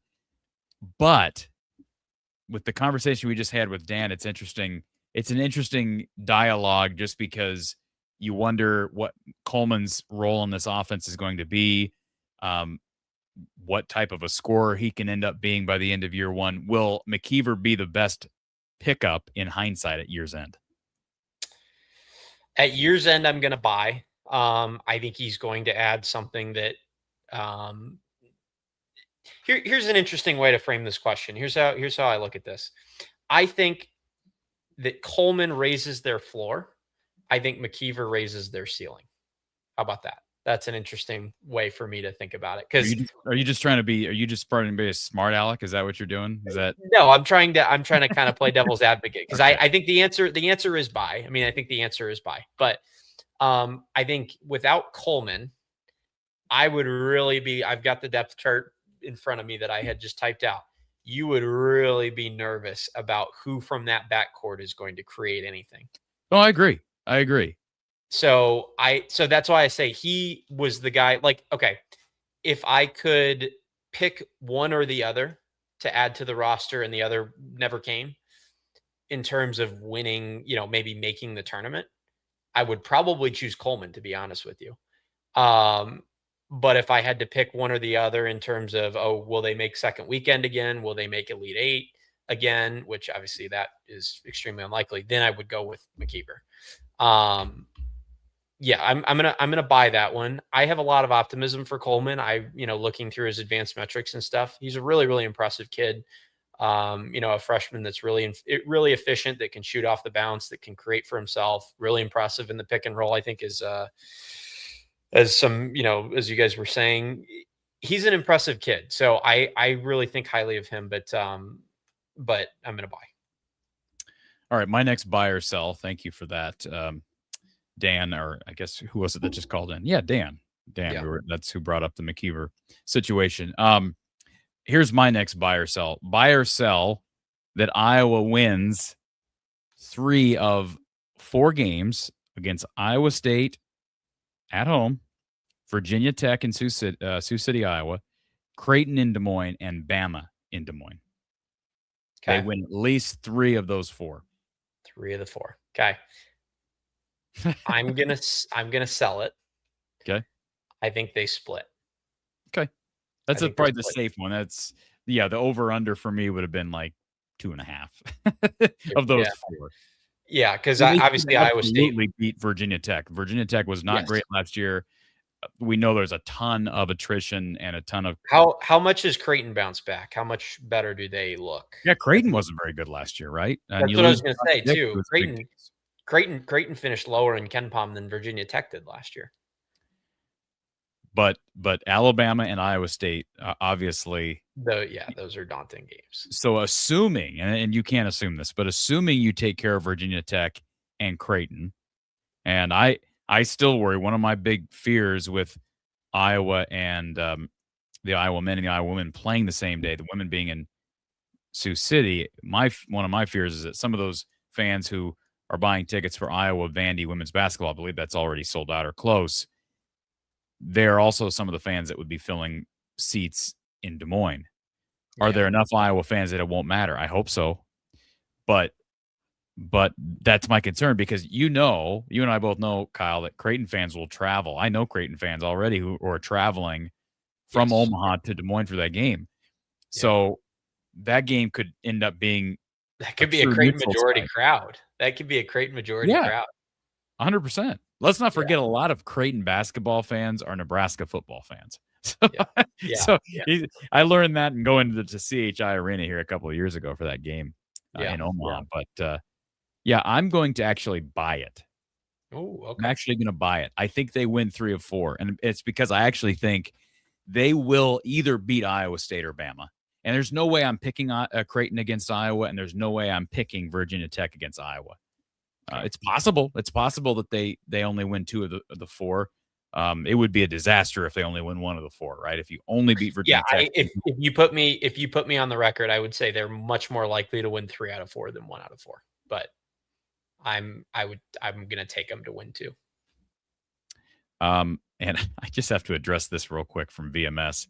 He says they did it last season too. The men played in Des Moines the day the women played UConn in NYC. Totally different. Not even close to the same thing. Not even close. For context here, maybe he's tongue in cheek on this one, but the Iowa men played Bucknell, okay, and the women played in NYC. For the record, I have no issue with Iowa playing Creighton in Des Moines and the women playing Vandy in Nashville or Vandy in Brooklyn. They're playing both games in Iowa. So you expect Iowa fans, regardless of whether we call these neutral site games or not, you expect Iowa fans, you need Iowa fans to show up to those games. And it's just, you can't, unless somebody has a private plane or helicopter and, or unless the Creighton game starts at like 10 a.m. We haven't gotten a time yet for that, but the women start at 3. I mean, it's the worst, frankly, it's the worst time for that game to have been announced. At least if you had Iowa Vandy women at 6 or 7, play Creighton at 11 or noon. Yeah, there's a possibility some fans could make the trip for both. That'd be a fun day. It'd be a long day, but it'd be a fun day. But you can't do it if one of the games is at 3, with one game being in Des Moines and one being in Sioux City. And the fact that these are 2 really good opponents they're playing. I mean, Creighton, we don't know for sure, but Vandy was a 2 seed in the NCAA tournament last year on the women's side. The data would show you Creighton's not going to be that bad 2 years in a row. Yes, I agree. VMS, thank you for the super chat, VMS. Thank you for the show. Get yourself a Tiger Hawk or 2, or how about a whole case Tiger Hawk beer, man. You got a Tiger Hawk yet? I know you're not a big beer drinker, Kyle. You can admit that on this show. Yeah. No, Is there any way we could get you to have a beer? I'm not trying to pressure you into drinking, but to just try a Tiger Hawk. Would you try one? Would you have one on the show? The issue is less about motivation and I know, more it's about health. health. So, I know. yeah, it's, I know it is. I would, I don't want to. it'd be a regrettable decision. Yes. All right. Let's go back to our phone line. We got James on the line with us. James, welcome to the show. How you doing? Good. How are you, sir?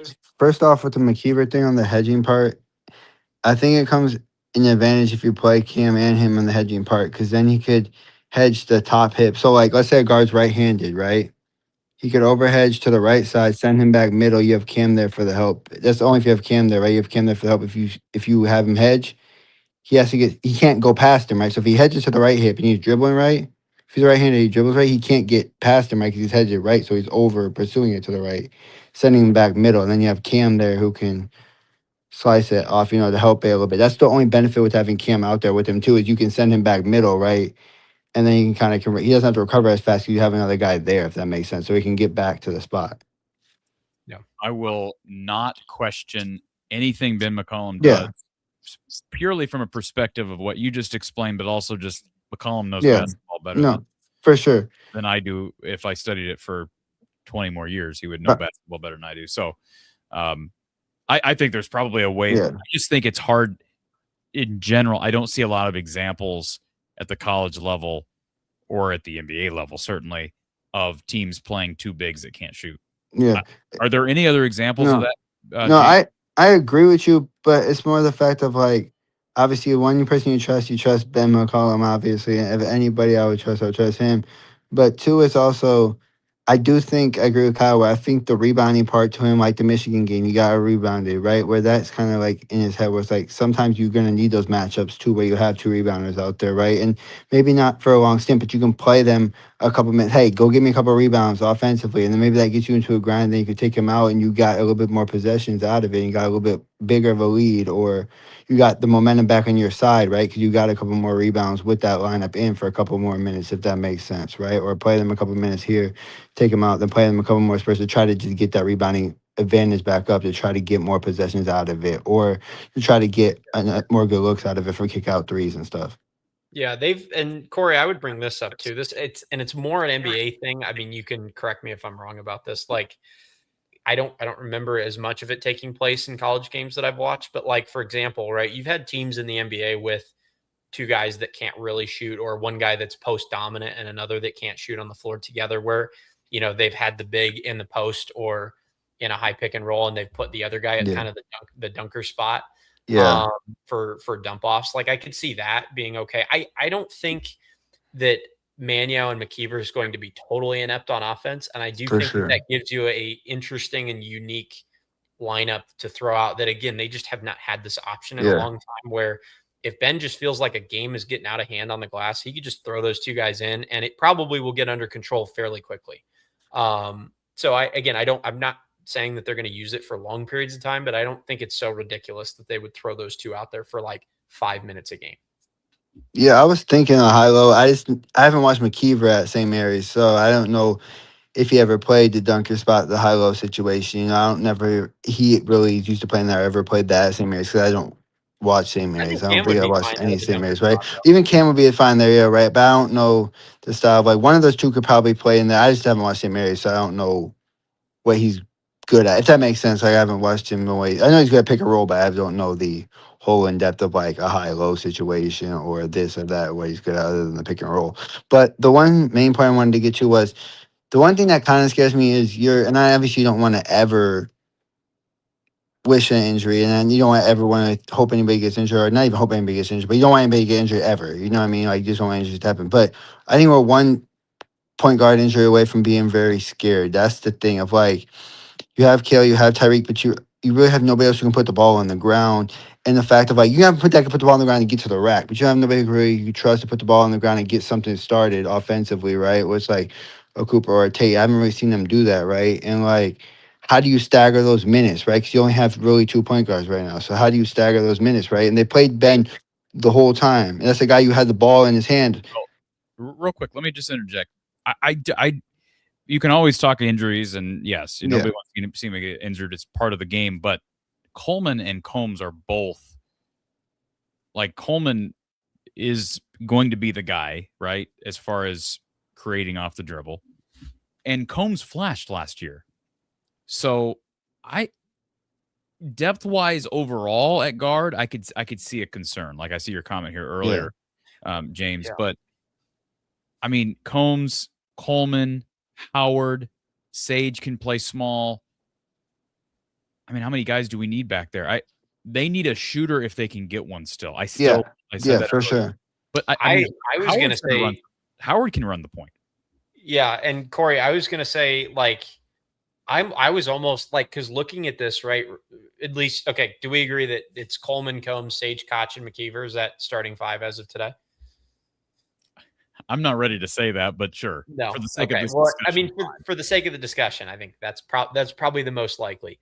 I'm almost in the camp of I'm more scared of an injury to Sage or Koch. Like if they lose, I mean, sure. Koch to me, Yeah. they have no wing depth beyond Jaden Kuhn, and he is a freshman. So like who's coming off the bench for either one of those two? Maybe Isaiah Howard, but he's undersized. Yeah. Like I'm more on the wing depth this year than the guard depth. I think Combs will do enough to, you don't want him as your primary creator, but like he's shown that he can do it at least. I mean, they don't have anybody else in the wing that's shown anything in college basketball. And as much as, I think Jaden Kuhn could be good, he turns the ball over quite a bit in high school and he shoots 29% from three. He didn't making these grand. Yeah, no, he didn't shoot well. He didn't shoot well this year. He was not a good shooter. He did not shoot well. Like if they have to put Jaden Kuhn out there for Cooper Koch, that's a big problem. Like as a starter. Yeah, for sure.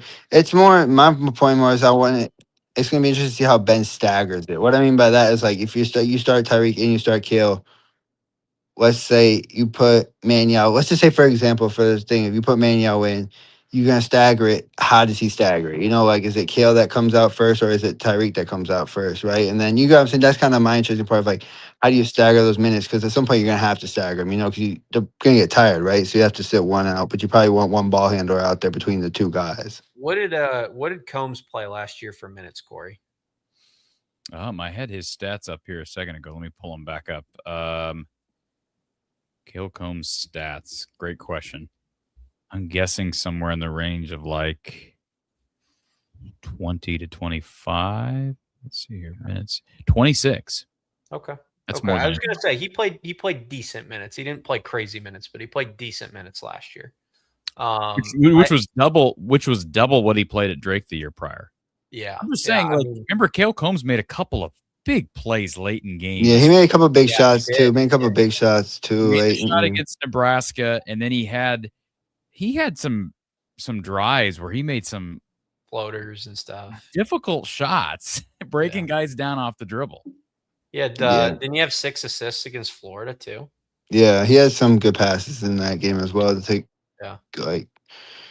But yeah, it'll be definitely interesting to see. And if you have a shooter, like you said, get another shooter for sure. If you have a shooter with the way McKeever can pass the ball a little bit from the thing, would help you to get the kick out opportunities, right? Like if he has a good game, he's getting going off. He scored a couple of possessions in a row. They try to double. They try to do something different where you can kick out to somebody who you trust to shoot the three. You know what I mean? Like not saying you can't trust Cooper. Cooper and Tate can hit them, right? But it's not like they're and by the way, world beaters from out there. This whole conversation is basically based upon the premise that we don't think Tate. I'm sorry. McCollum's kid. What's his name? Peyton. Tate's the other one. Tate's the one that's solo right now. Tate's the younger. Yeah. Peyton. We're all basing this upon the assumption that Peyton is not good enough to play. We're basing that on that. We don't know that. I mean, we're assuming that, and I don't know, Ben. I'm not going to read into coach speak about the coach's son, but he's been very complimentary of Peyton and his defense.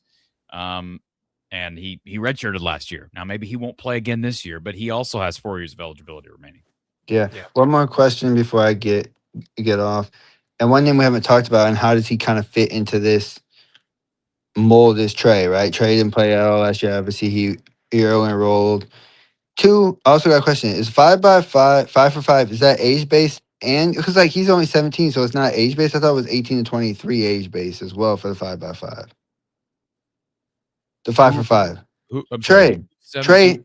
Trey Thompson early enrolled, so he's 17. He was 17 when he came in, is what I'm saying. But I thought the 5 for 5 was age based. I believe it's age, which whatever comes first. I don't have the article in front of me, but I believe it's based on whatever comes first, either last year of high school ends or 19. I don't believe it's 18. It's 19. Yeah, but he was 17, so that's why I didn't know how that rule based with him if it's still 5 It for doesn't 5. matter, Right? right? Because he finished high school.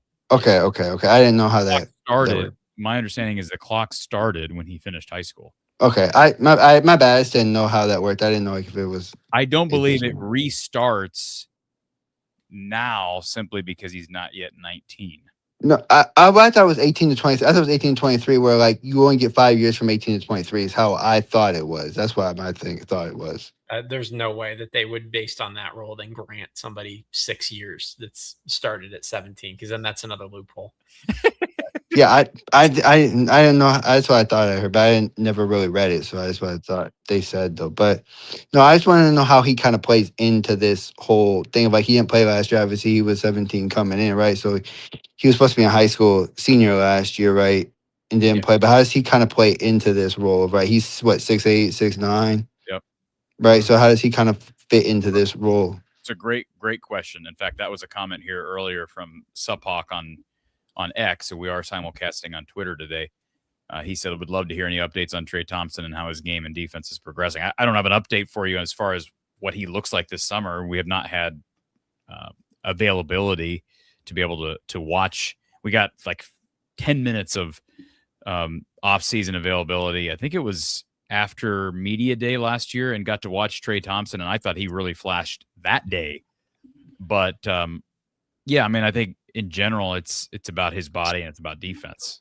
That was the big thing last year heading into this season. So I don't know. That's a great question, James. But again, based on my little bit of what I saw last off season, I am not one to sit here predict as far as who's going to get minutes and who's not, because I would have never thought preseason that Brendan Hazen was going to basically see no minutes down the stretch of games. And I would have thought that if any freshman's going to play, it'd be Thompson. Not that I didn't think Tate Sage was good enough, but think about how wrong I was about that. Tate Sage ends up being this really, really crucial role player, and Trey Thompson redshirts. So, but Thompson's length, believe me, his bounce, his athleticism is going to be key.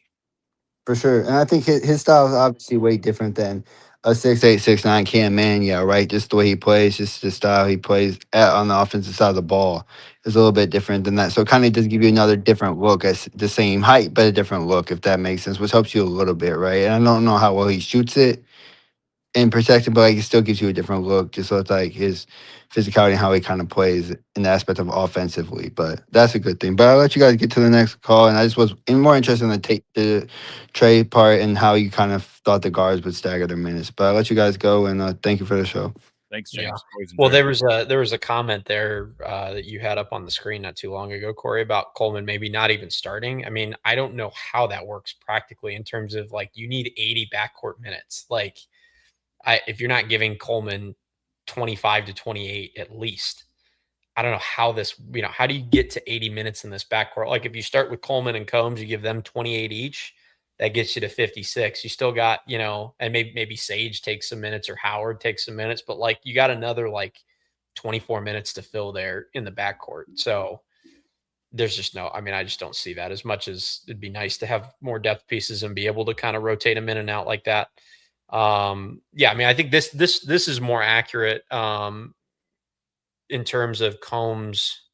Let's see, Combs. Yeah. So Combs at point guard, but then Coleman. Yeah. So this is probably how they'll play them when they're not on the floor, and then versus when they are on the floor. Like obviously Combs will be shooting guard when they're on the floor together.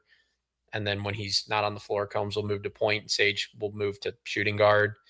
And then Sage to small forward when they're both on the floor together. But there's just no way to make it work in terms of, you're to get to 80 minutes unless, if Coleman's playing 20 off the bench or 23 off the bench, like then you have 30 minutes to fill with Isaiah Howard Tate Sage in his additional minutes to small forward minutes and Peyton McCollum. Like you're not getting there. So JSC Hawk says few are driving from Des Moines to Sioux City. Come on. I don't know that that's true. I don't think that's true. I mean, it's a 2-hour drive, 2.5 hour, maybe. Yeah. They're not doing it with a 3 p.m. game. That's the point. No. Yeah. But if you had, I would have done it. Yeah. Not, you know, I would have done it as a fan or as media. You know, if I was just an average fan, I'd do that. That'd be a fun Saturday, right? Or Sunday, whatever it is. Yeah. But yeah, I'm just saying it doesn't give people the option. But the only thing about the Tyson Event Center is it's not very big, which is fine, right? Like if you're going to do this, at least do it with one small arena. One of those arenas has to be small. You can't put both in a. Got to have some atmosphere in there somewhere. Correct. Exactly. Yeah. Okay. Nash Hawk 76. Any news on Tavion? No. Really nothing as far as that is concerned. So unfortunate for Tavion, but you know, it'd be interesting to see how he would work into this. I mean, he'd be a great forward depth piece for them, but you know, the 3-point shooting. So weird. It's so weird sitting here late June not knowing. Like, I know. The same thing with the Michigan job. Like the fact that those kids can't enter the portal until late July. Yeah. But it's weird that a guy would take a job a day before the NBA draft. Yeah. People asked me earlier how I feel about Dusty made it to Dallas. I love it, for the record. You heard there's rumors about Kawhi now possibly going to Dallas? Have you heard this? For who? PJ, Washington, and a couple other pieces. Okay. I don't know. I mean, it'd be a good guy for Cooper Flag to learn from, probably. But you know, excuse me. I mean, they're not contenders if they pick up Kawhi Leonard for PJ Washington. Like they're not. They may be a. That doesn't send them to the next level, Kyle. No, it does not. No, probably, you know, first and foremost, because Kawhi's going to probably play 40 games. He had one healthy season last year. That's an aberration. The West is just so good, dude. Like there's some of these teams like the Mavs and the Lakers would be another one of them. Like I would love for the Lakers to be able to contend. There's no shot. They're just like the level at the top of the Western Conference is so high. By the way, Dan says that it will cut 2 strokes off your handicap if you drink some Tiger Hawk beer. Yeah, that would be, if you could convince me of that, I probably would do it because that would probably land me a spot on the PGA Tour if I cut 2 shots off my handicap. But because I'm about +2 or +3 right now, so you get me to +4, +5. I'm probably not on the tour yet, but I'm close. So there you go. That's we can come up with a way to convince me of that. Then that's your path. Well, your boy Phil Mickelson's been getting some bad publicity here recently. Don't even say his name. I'm disgusted. Right. As a Phil fan, I'm disgusted. But anyways, keep going. It's not the first time though, right? No, it's not. It's not. There have been some other things over the years. Okay, change Yoan full 23. What do you guys think the number 1 upgrade to Carver needs to be for this upcoming season? Oh, the number 1 upgrade that I think it needs to be is not going to happen, but yeah, I believe they need to figure out a way to get students behind the benches, but that's not going to happen. Kyle, you want to attack that one? Yeah, I mean, I would say the same thing. If they could renege a whole bunch of the promises that they have to people that have donated money to sit in certain seats, then that'd be the best thing they could do. But that's not going to happen. We'll leave this comment up here. Kyle, give me a couple of buy or sells before we get to Doug, our final caller. We cool. Lost Cody, by the way. We had Cody in the queue for a while, but we lost him. So we've got Doug as our final caller. But I want to get to a couple of these buy or sells before we do that. Okay. So first one I'll throw at you is buy or sell. McKeever averages a double-double in his role as a Big Ten starting big. Sell. So I don't believe it's what do you think his numbers look like? I think he'll be close, but I have no reason to. I shouldn't say that. That sounds harsh. I don't believe that his minutes per game are going to be. I mean, what did we say he averaged last year? 23 last year. I think he'll be very close to that this year. What did I say, 25 earlier? Yeah. So I think he'll probably end up being close to what he did last year at St. Mary's. Okay. 10-8, 10-9. That's about exactly where I was. I was about 10-8. So I'll sell that. Okay.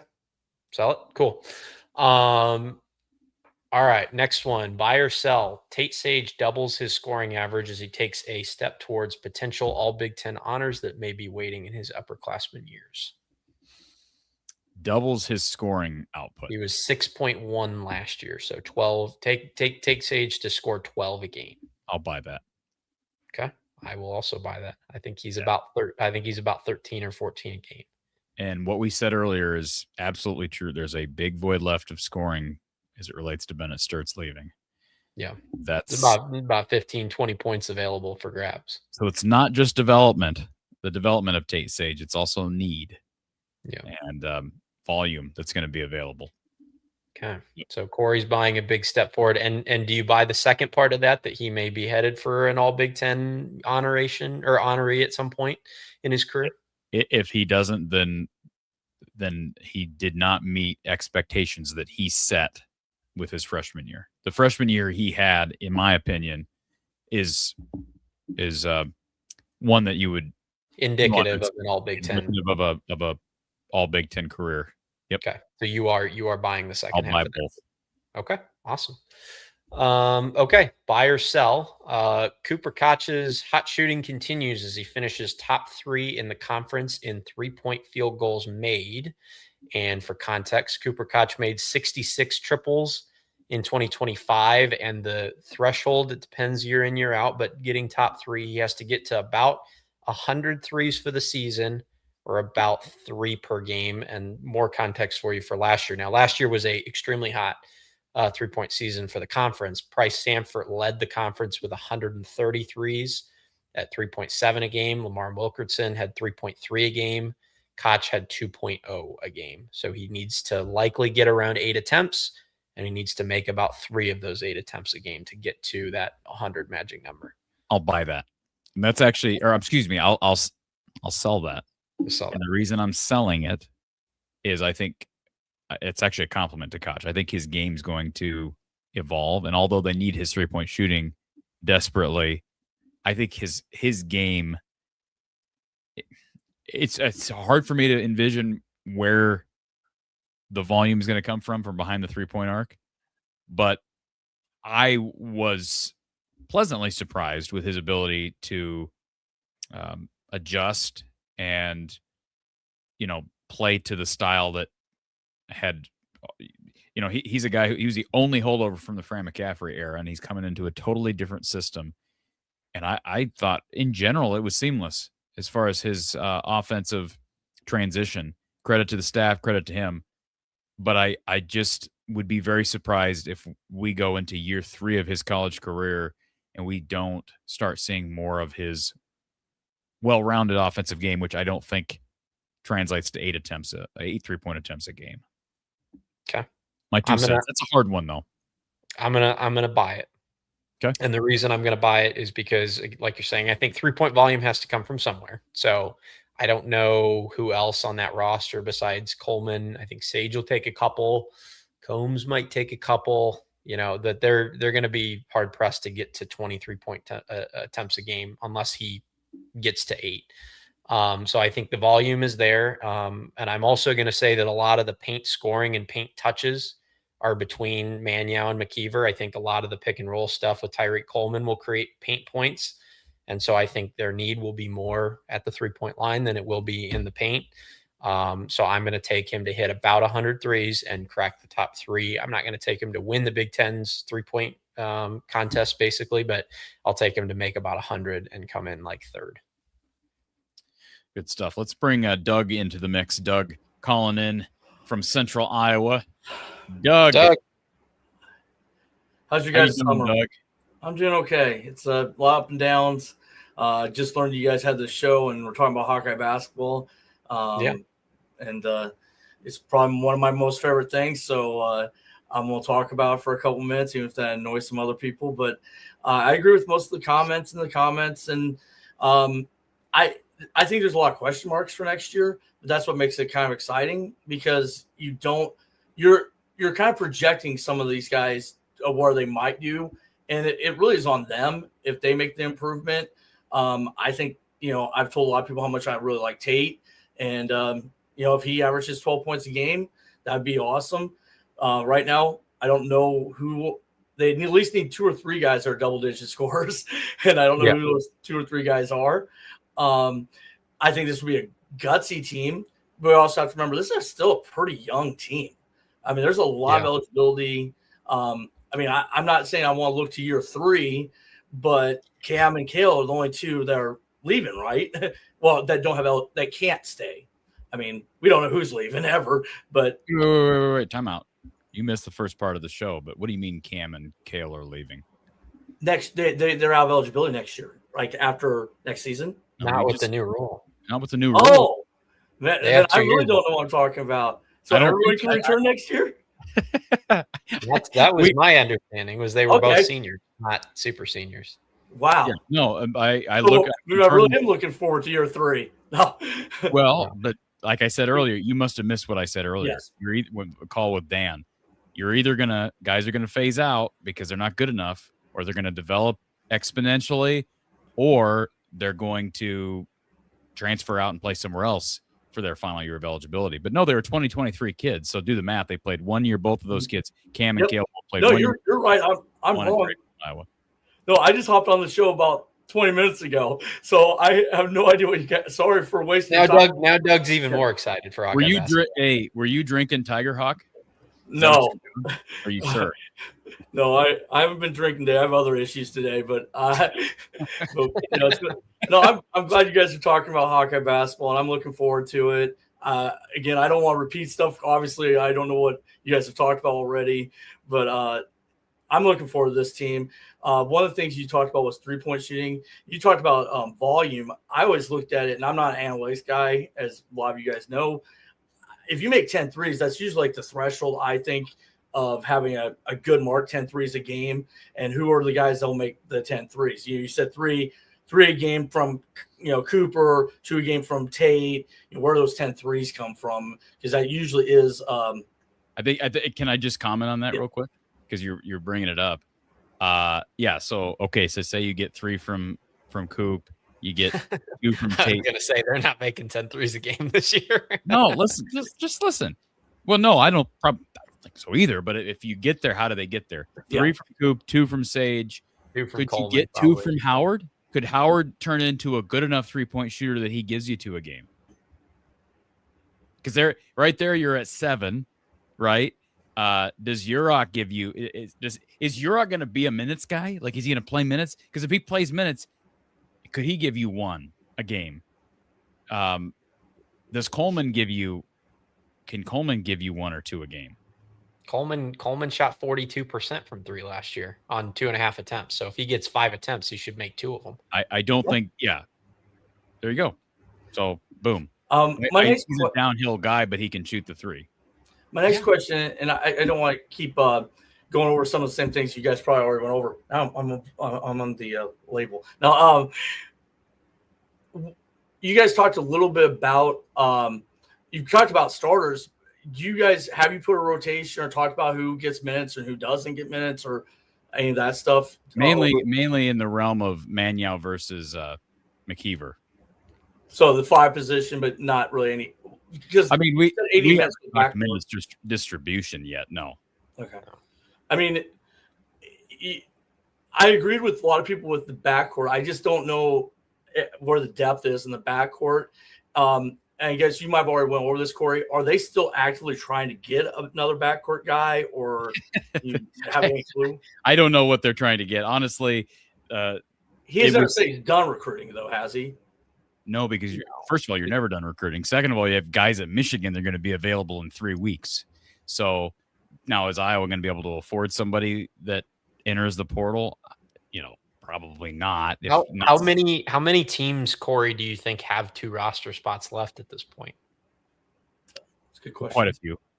Okay. You think? Okay. I really have no idea. I was wondering if that was an advantage in any way. That's a good maybe for if we're just talking about the teams, in the high majors. Maybe that is a viable question. Well, could because when those Michigan guys come available, could there be like a number of blue blood teams that have their spots all filled? Yeah, but there's some that have at least a spot open. Yeah. What is with your video, and why is it that when I share my screen, you start tweaking out? Can I ask that question? I don't know. I have no idea, dude. It's let's go back to this because you don't want to see me go. Yeah, I don't. Like I said, you're literally tweaking out on the show. Please, regardless. Anyways, I don't even know what the question was, Doug. Oh, just distribution of minutes and just if adding a player and we'll see. I mean, hey, look, things can happen late in the cycle, and although there's a portal window opening, as that portal window keeps shrinking, the powers that be want to continue to shorten that window. It doesn't mean that recruiting stops, and we keep hearing, yes, there's always a potential adding somebody from overseas. You have a late graduate transfer addition into the portal. You have guys from Michigan that enter the portal, so you never say never on that. And the Tavion thing, I don't know when you just totally give up on that. I think there's a spot open. You're not going to go 15 deep You're not going to go 15 or 16 deep anyways. I say 16 because they could potentially have 16 with Jacob Cook because he doesn't count towards the total. One more question, and again, if you guys already addressed these people, or I don't know what you talked to about in the first hour of the show, but what is the expectation for the two freshmen, Harris and Kuhn, from you guys' perspective? Do they play? Do you see much from them? What position is Kuhn? The Storm Lake guy, I think Cody's from Storm. It would have been a good guy to ask.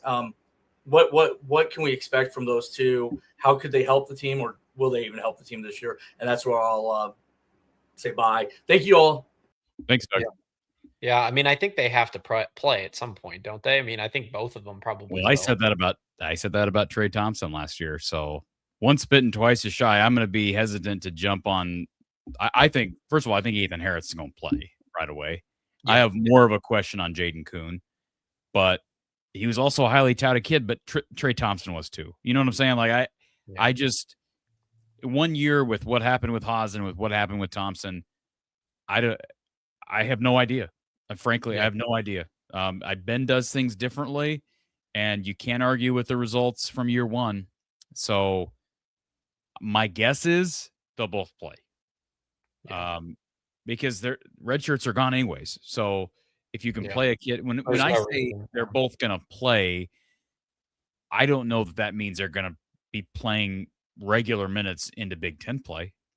I think it'd be ridiculous not to play those guys in some of those bye games early, because again, it doesn't make a difference for the red shirt thing. Trey could not play last year if he wanted to retain the red shirt. There was no 25% season played rule where you could maintain your red shirt. Now there are no red shirts. It's 5 for 5. You have 5 years to play 5 seasons. So I think they'll both play. I think one of them will play in Big Ten play. But I have no idea. I mean, my guess is it'd be Ethan. How many? Can we let's do this really quickly. Let me go through. So if you agree, and if you don't, then that's fine. We can change it. But do you agree with my starting lineup of Coleman, Combs, Sage, Koch, and McKeever as of now? Yes, I think so. Okay. I'm going to run down a list of guys. Okay. I just want you to give me how many minutes you think they're going to play. Okay. Coleman. By the way, I'm horrible at this. The minutes distribution thing. How many minutes per game? I mean, it's all speculative. I'll go 23. Okay. 23. Combs. I'll go 27. 27. Okay. Tate Sage. 34. Ooh, wow. Okay. Cool. Cooper Koch. 34. 34. Wow. Okay. McKeever. What did I say earlier? I'll say 23. 23. Okay, I think matches what he has earlier. And then let's do Manio. This is so difficult for me without having something in front of me. I will say Manuel. Let's see. I gave McKeever 23. I'll say Manuel. What did he play last year? He played like 16, I think you said, or 18. It's high teens. Was that all it was? Yeah, I don't think he didn't play more than 20. He had some games he sat a lot. He had some games he got yanked from the Played game. 19. I'll go Okay. Cam. I'll go Cam 20. Cam 20. Okay. I I think guess. those are the guys. Oh, Isaiah Howard. Do you have a guess on him? Looking up his stats last year. Yeah, that's fine if you want to base it off of Well, I have. I just in some regards, how many minutes do you think he had last year? oh gosh. More than I would have thought. 12. 18. Oh wow. I Okay. would have thought. that is way more than I thought. I will go. I will go 15 for him. Which, frankly, that's. I know some of this is matchup driven, and I just talked about guys maybe fading into the sunset as their careers go on if they don't develop. That's an indication right there. If he only plays 15 minutes a game, that he has not. I think, especially with their need of consistent 3-point shooters, that he's maybe not taken that next step. So I'll go 15. Go 15. Okay. So what you've got left is you've got 24 minutes left to fill based on your analysis there. So you got 24 minutes left. You basically have taken care of the center position. I think Trey Thompson's going to play. So we might as well assign him minutes. Okay. So what do you think for him? I'll give Trey Thompson 8 minutes a game. 8 minutes a game. Okay. What about Ethan? I'll give Ethan Harris 10 minutes a game. Harris 10. Okay, so now you only got kind of shooting shot, throwing darts in the dark there. Yeah. So you got 6 minutes left. Do those kind of go to Urok maybe? I'll go Urok. I'll go just split it. Urok and Kuhn. Urok and Kuhn 3 and 3 each. Okay. Interesting. I just was kind of curious how you would play that out. So you've got that means no minutes for Jacob Cook, no minutes for Peyton McCollum, no minutes for Joey Mattione.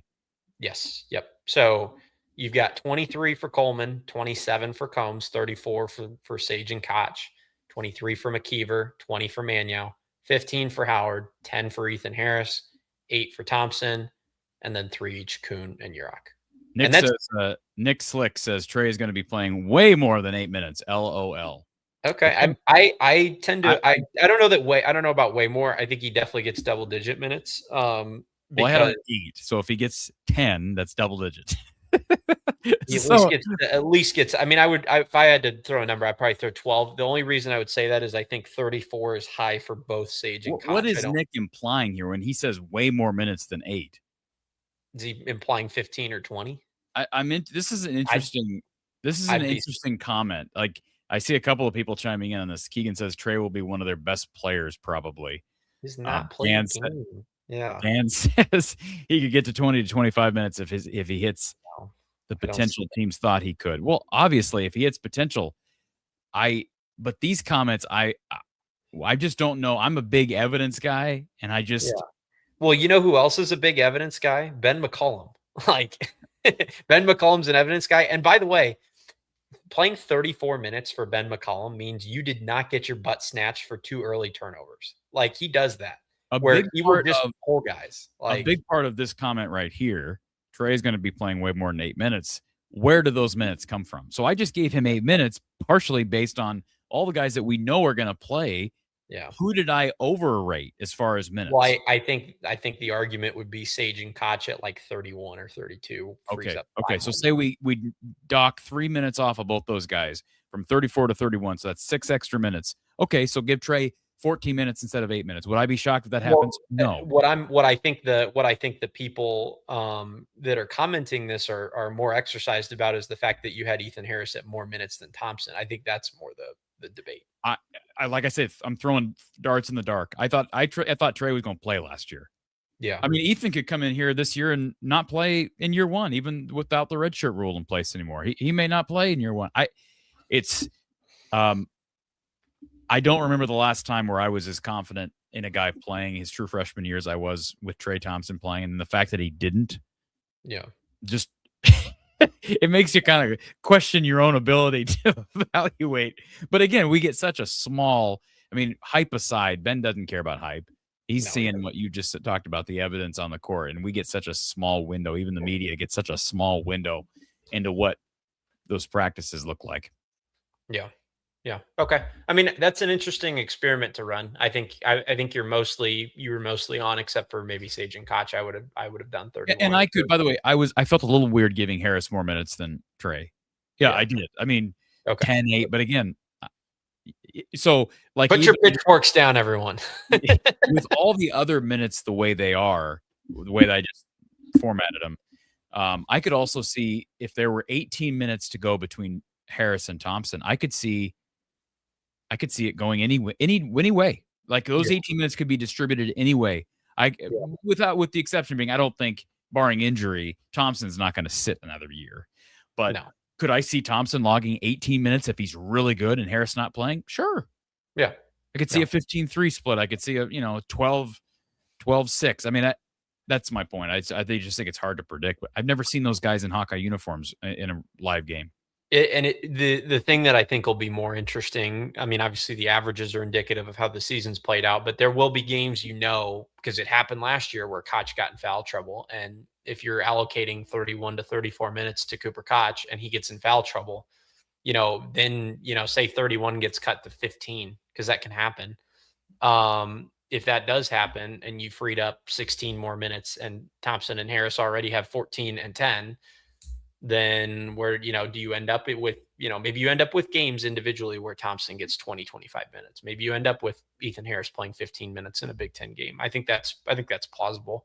And it'd be interesting to see how they do because, I think people look at these, and I was kind of looking at this and I'm like, man, the guard depth is interesting. I don't know how confident I feel about that. And then, the forwards, they're pretty thin besides the unproven guys. And, really the only position they have a solid set second guy at is center now, which is interesting because that's not the case last year and years prior. But again, I think we forget, most college teams play 8-9 guys. This is not the NBA where the 10th man on an NBA roster can come in and give you 15 points in 25 minutes. This is not, every college basketball roster has holes except for Illinois and Duke and, the big boys. So it's not necessarily a huge red flag that we're asking some of these questions. Cause I think you go on, any other Big Ten school in the country, except for maybe Illinois next year, cause they kept everybody. Do you think off subject, because I see this off subject buy or sell, and we'll get to this in a second, but off subject, do you think Nebraska men's basketball takes a big step back this year? They lose Rink Mast. Yeah. Who else did they lose? That's a big one. That's a big loss. They got Price back. Yeah. I think they do. I was looking at their roster and I was like, this does not look like a Sweet 16 roster, but they did make the Sweet 16 last year. Yeah. No, I'm going to say, I would take, how many Big Ten games? They won 14 Big Ten games last year. 14-6. That sounds right. Somewhere in there. Yeah. I'm gonna say they're back into 10-10 range. Okay. So they go from what they were to maybe a 8 seed. So I'm just looking at who they lost from last year. Juwan Gary is gone. Aaron Eulis is gone. Was he playing last year? Not really. Or was he off the roster last year? I thought he was off the roster. I'm looking at a list here online. So Juwan Gary, Bryce Williams, who did we just Rink Mast, yeah. Am I looking at the right list? Were those guys on that team last year? Why does that not sound right? Rink Mast. Somebody's going to correct me in the chat. This seems like the year prior. You Google this. You're a better in the moment Googler on these things, Kyle. Bob in the chat says off subject chatter, buy or sell. We'll Caitlin Clark be playing in the WNBA in 2 to 3 years. I'm gonna buy it. I think she's gonna be playing in the WNBA. I'm gonna buy it, but man, what they're doing is disgusting. I mean, it's honestly idiotic what they're doing. It's ridiculous. It's I can't believe treatment. Yeah, so Connor Essegian is back. They lost. Yeah, that dude's just annoying on social media. So whatever. He's so annoying. Okay. Yeah, I'm looking at, for some reason when I it's I mean Mast and Hoiberg are yeah, I'm looking at the wrong list because this is year prior. I'm thinking Aaron Eulis, was he on that team last year? Yeah. So they had here's the full list in front of me. I've got Rink Mask, Sam Hoiberg, Lawrence, Jamarcus Lawrence, Kendall Blue, and Jared Garcia that I don't think either did not play. Yeah. Quentin Rhymes and Justin Bolus. So they got Buchengel back? Oh no, he's on the bottom of the list. Yep. They did not get him back either. Oh, Buchengel is gone. And then who's the freshman that lit Iowa up from 3? Oh gosh, what's his name? Lefty. Yeah. I can't remember. So yeah, he's back and Price is back, but not a whole lot else really. So I was looking at attrition from the year prior. For some reason, this list was inaccurate. I'm like, Juwan Gary and Aaron Eulis were not on last year's team. So, anyways, good stuff. All right, let's go to our phone line. We had somebody on this line. Wow. Thank you for calling Hawkeye Hangout here from the Hawkeye of the Storm. Who's on the line? By the way, it's Braden Frager. Frager. Yes. His name. Frager. Caller, are you with us? Taylor. Hey, Taylor. I will admit I forgot you were on hold. I apologize. I'm so glad that you're patient. We're in the off season swing. Corey's a little rusty. I'm very rusty in the off season. For a minute, I thought I was on hold with MediaCom. I don't think MediaCom would make you wait that long, but anyways, we're glad you're here. Oh, how is the off season going in your guys' world? Oh man, it's just incredibly busy. It's not my off season. It might be Corey's off season. It ain't my off season. I'm just busy in a lot of different ways. So yeah, it's going good. What about you, Taylor? It's going pretty good. Summer's flying by. It's already July this week, so I want to hit July 4th. Football season. 250, baby. 250 years of America.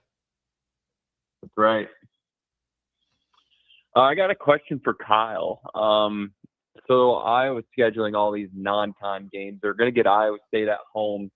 I know we covered the team as a media rep, Kyle. So you go as a neutral person, but take the neutral cap off. Being in Iowa City, does it suck that they're scheduling these power conference teams in the state of Iowa and not in Carver? It's definitely a little bit annoying because obviously it's so convenient to go to games for a lot of fans in the Iowa City, Cedar Rapids area, and Quad Cities is fairly close. But I understand it. I mean, I agree with it. I think it's great. There's fans all over the state in some of these communities that are historically, Hawkeye strongholds. Fans in the Des Moines area that don't get to go to games as much as somebody like myself. So, I mean, I personally don't love it, but I for the team, it's undoubtedly when you have the rules set so that they can get neutral site games in the net that are an hour, 2 hours, 4 hours away from home.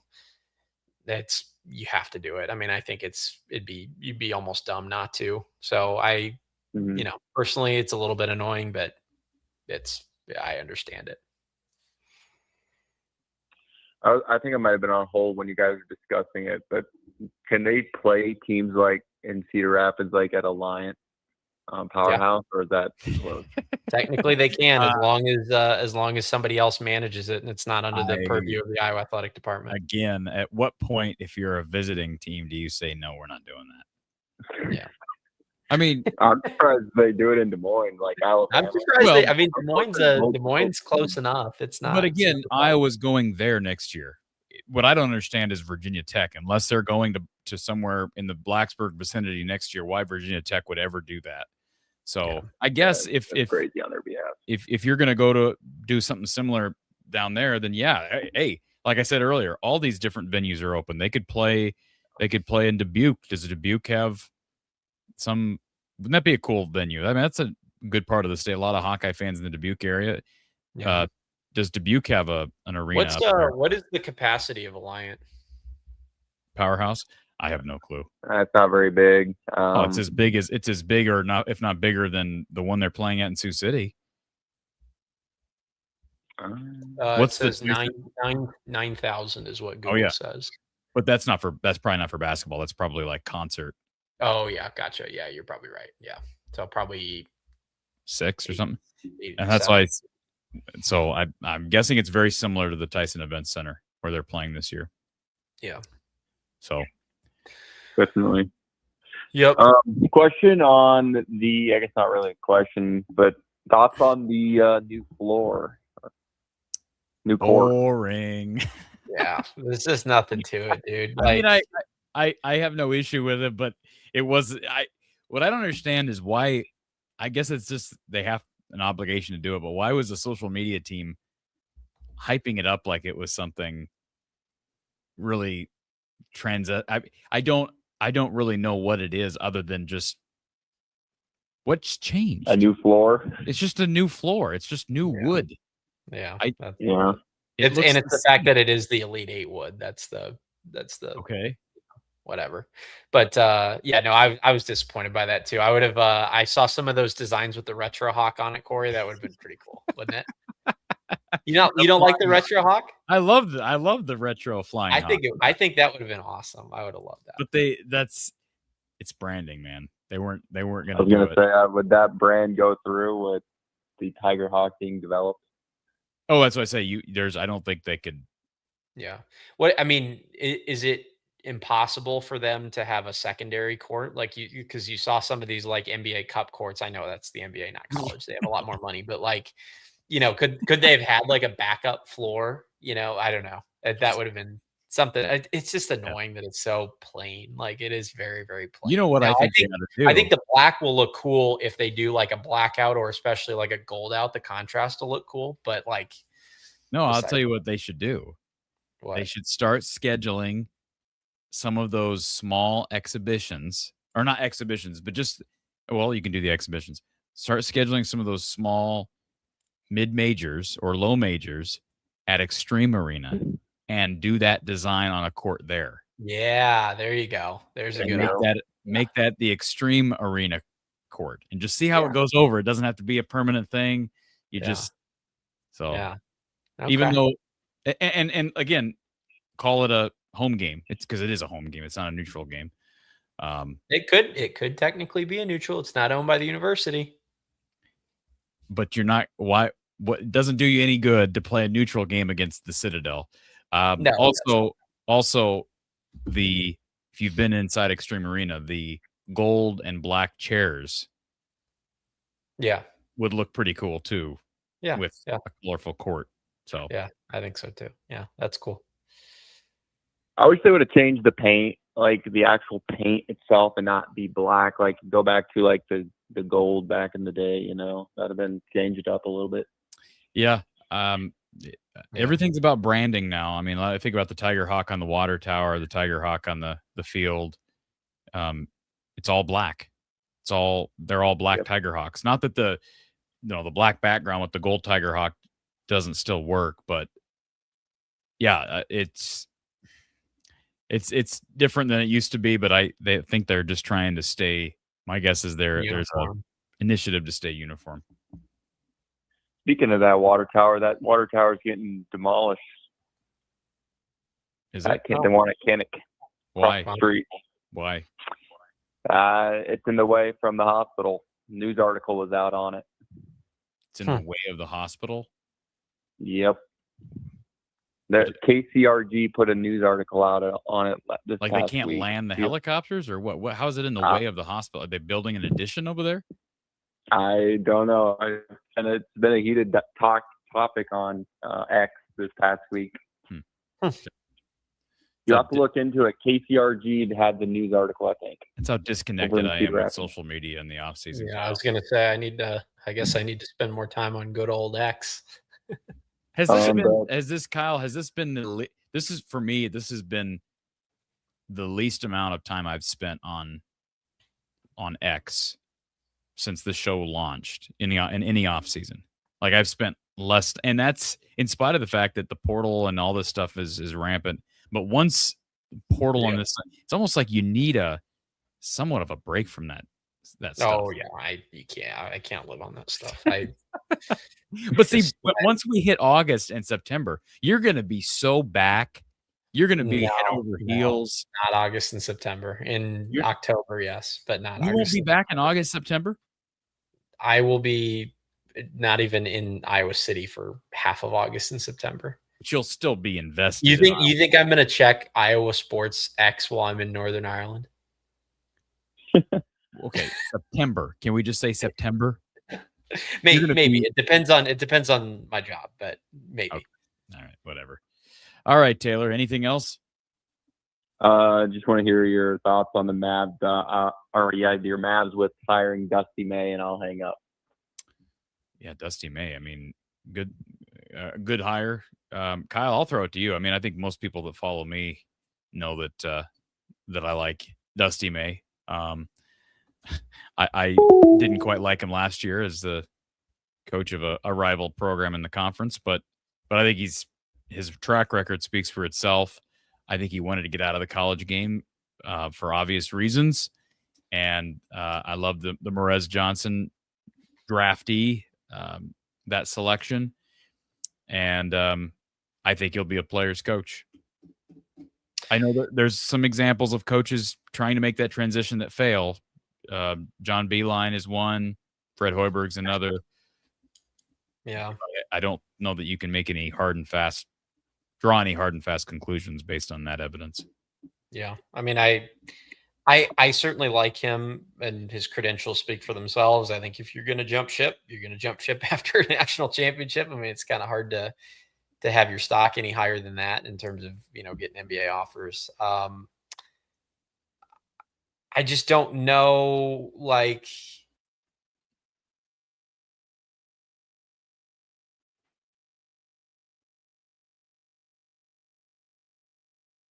So we lost Kyle.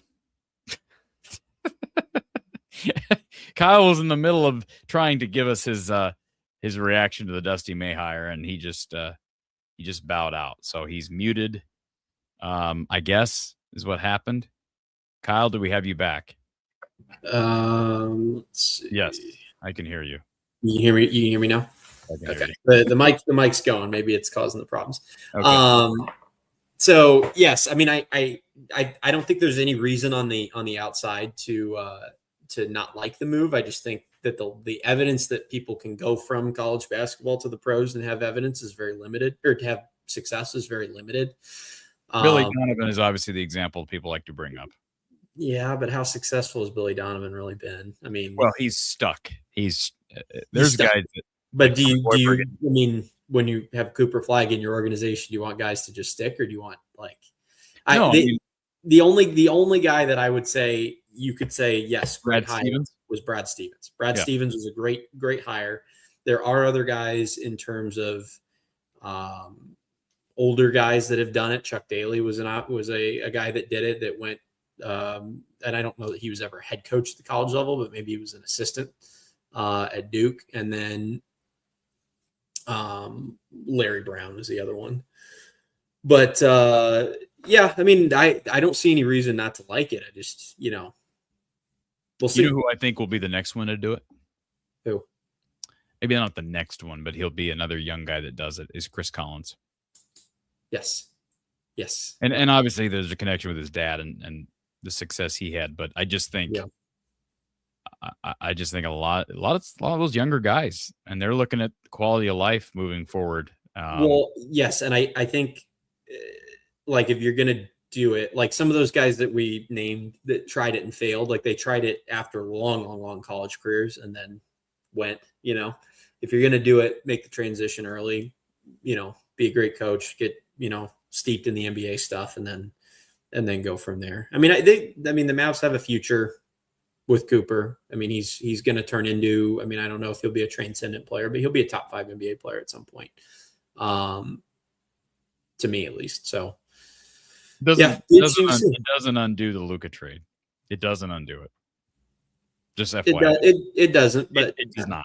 It doesn't. I think they were extraordinarily lucky that they got Cooper as a result of that trade. That's that's an unbelievable fortune. Lucky or we know the other thing. Yes, exactly. Hey, the Knicks got Patrick Ewing, the Cavs got LeBron James, the Bulls got Derrick Rose, and now Cooper Flag goes to the Mavs after the Luka trade. Real quick, give me a buy or sell. Better than 5% chance Luka returns to Dallas in 2028. Sell. Really? You don't think there's any chance? So you're not connected. I think you're wrong. I'm going to buy. Greater than 5% chance? Yes. No. I don't think you understand this situation. I think he got his heart broken. I think he got his heart broken. He did, but he loves the city of Dallas and he loves the fans. And the only thing standing in the way of a reunion there, truly, is the ownership. That's the only thing left. Yeah, that's what I'm saying. They would have to sell. They've gotten rid of Nico. They got rid of Kidd. I know, but the ownership greenlit that. The ownership may have been the ones making that decision. But if Dumont, I don't know, man. I'm just saying. I think there's a better. You think that Dumont, after the conversations that we heard about Luka between him and Nico Harrison, you think he would take Luka back? You think he would pursue Luka? 100%. He really? I believe that. I think he realizes he's got to do what the fans want and not what some. That would be an extraordinary walk back. It's not a walk back. He's already walked it back. He fired Nico and he fired Kidd. He's already walked it back. He fired those guys because the team sucks. He's admitted it was a mistake. He has admitted that. Okay. He has. Those reports are out there. He I mean, Luka Doncic's stock is not higher than it was when they traded him. He's still a supermax player. So yes, he is, but he's not a top. He was a consensus top 3 player. He's not a consensus top. He's not happy there. He's not happy in Los Angeles. He's not happy there. I don't know that you know that yet. I think if they have another bad season and they don't get him a center, then I think you could say that. I don't think he's there. Season. What year are we coming up to? 2028, baby. The off season. Yeah. I don't see it. I don't see it. I could see him leaving LA. I don't know that I could see him going back to Dallas. How many viewers have we lost in the last 5 minutes? What are we at right now? We've plummeted. All right, folks. We're going to wrap this thing up. We went way over what I thought we were going to do. And Kyle, it's way past your bedtime. So it is way past. Folks, I'm going to be back tomorrow with Jess Settles, part 2 of our Iowa men's basketball conversation, 7 p.m. Central Time. Yours truly and Jess Settles, former Hawkeye men's basketball star Jess Settles. Kyle, appreciate you being here, sir. It's always fun to talk hoops regardless of time of the year.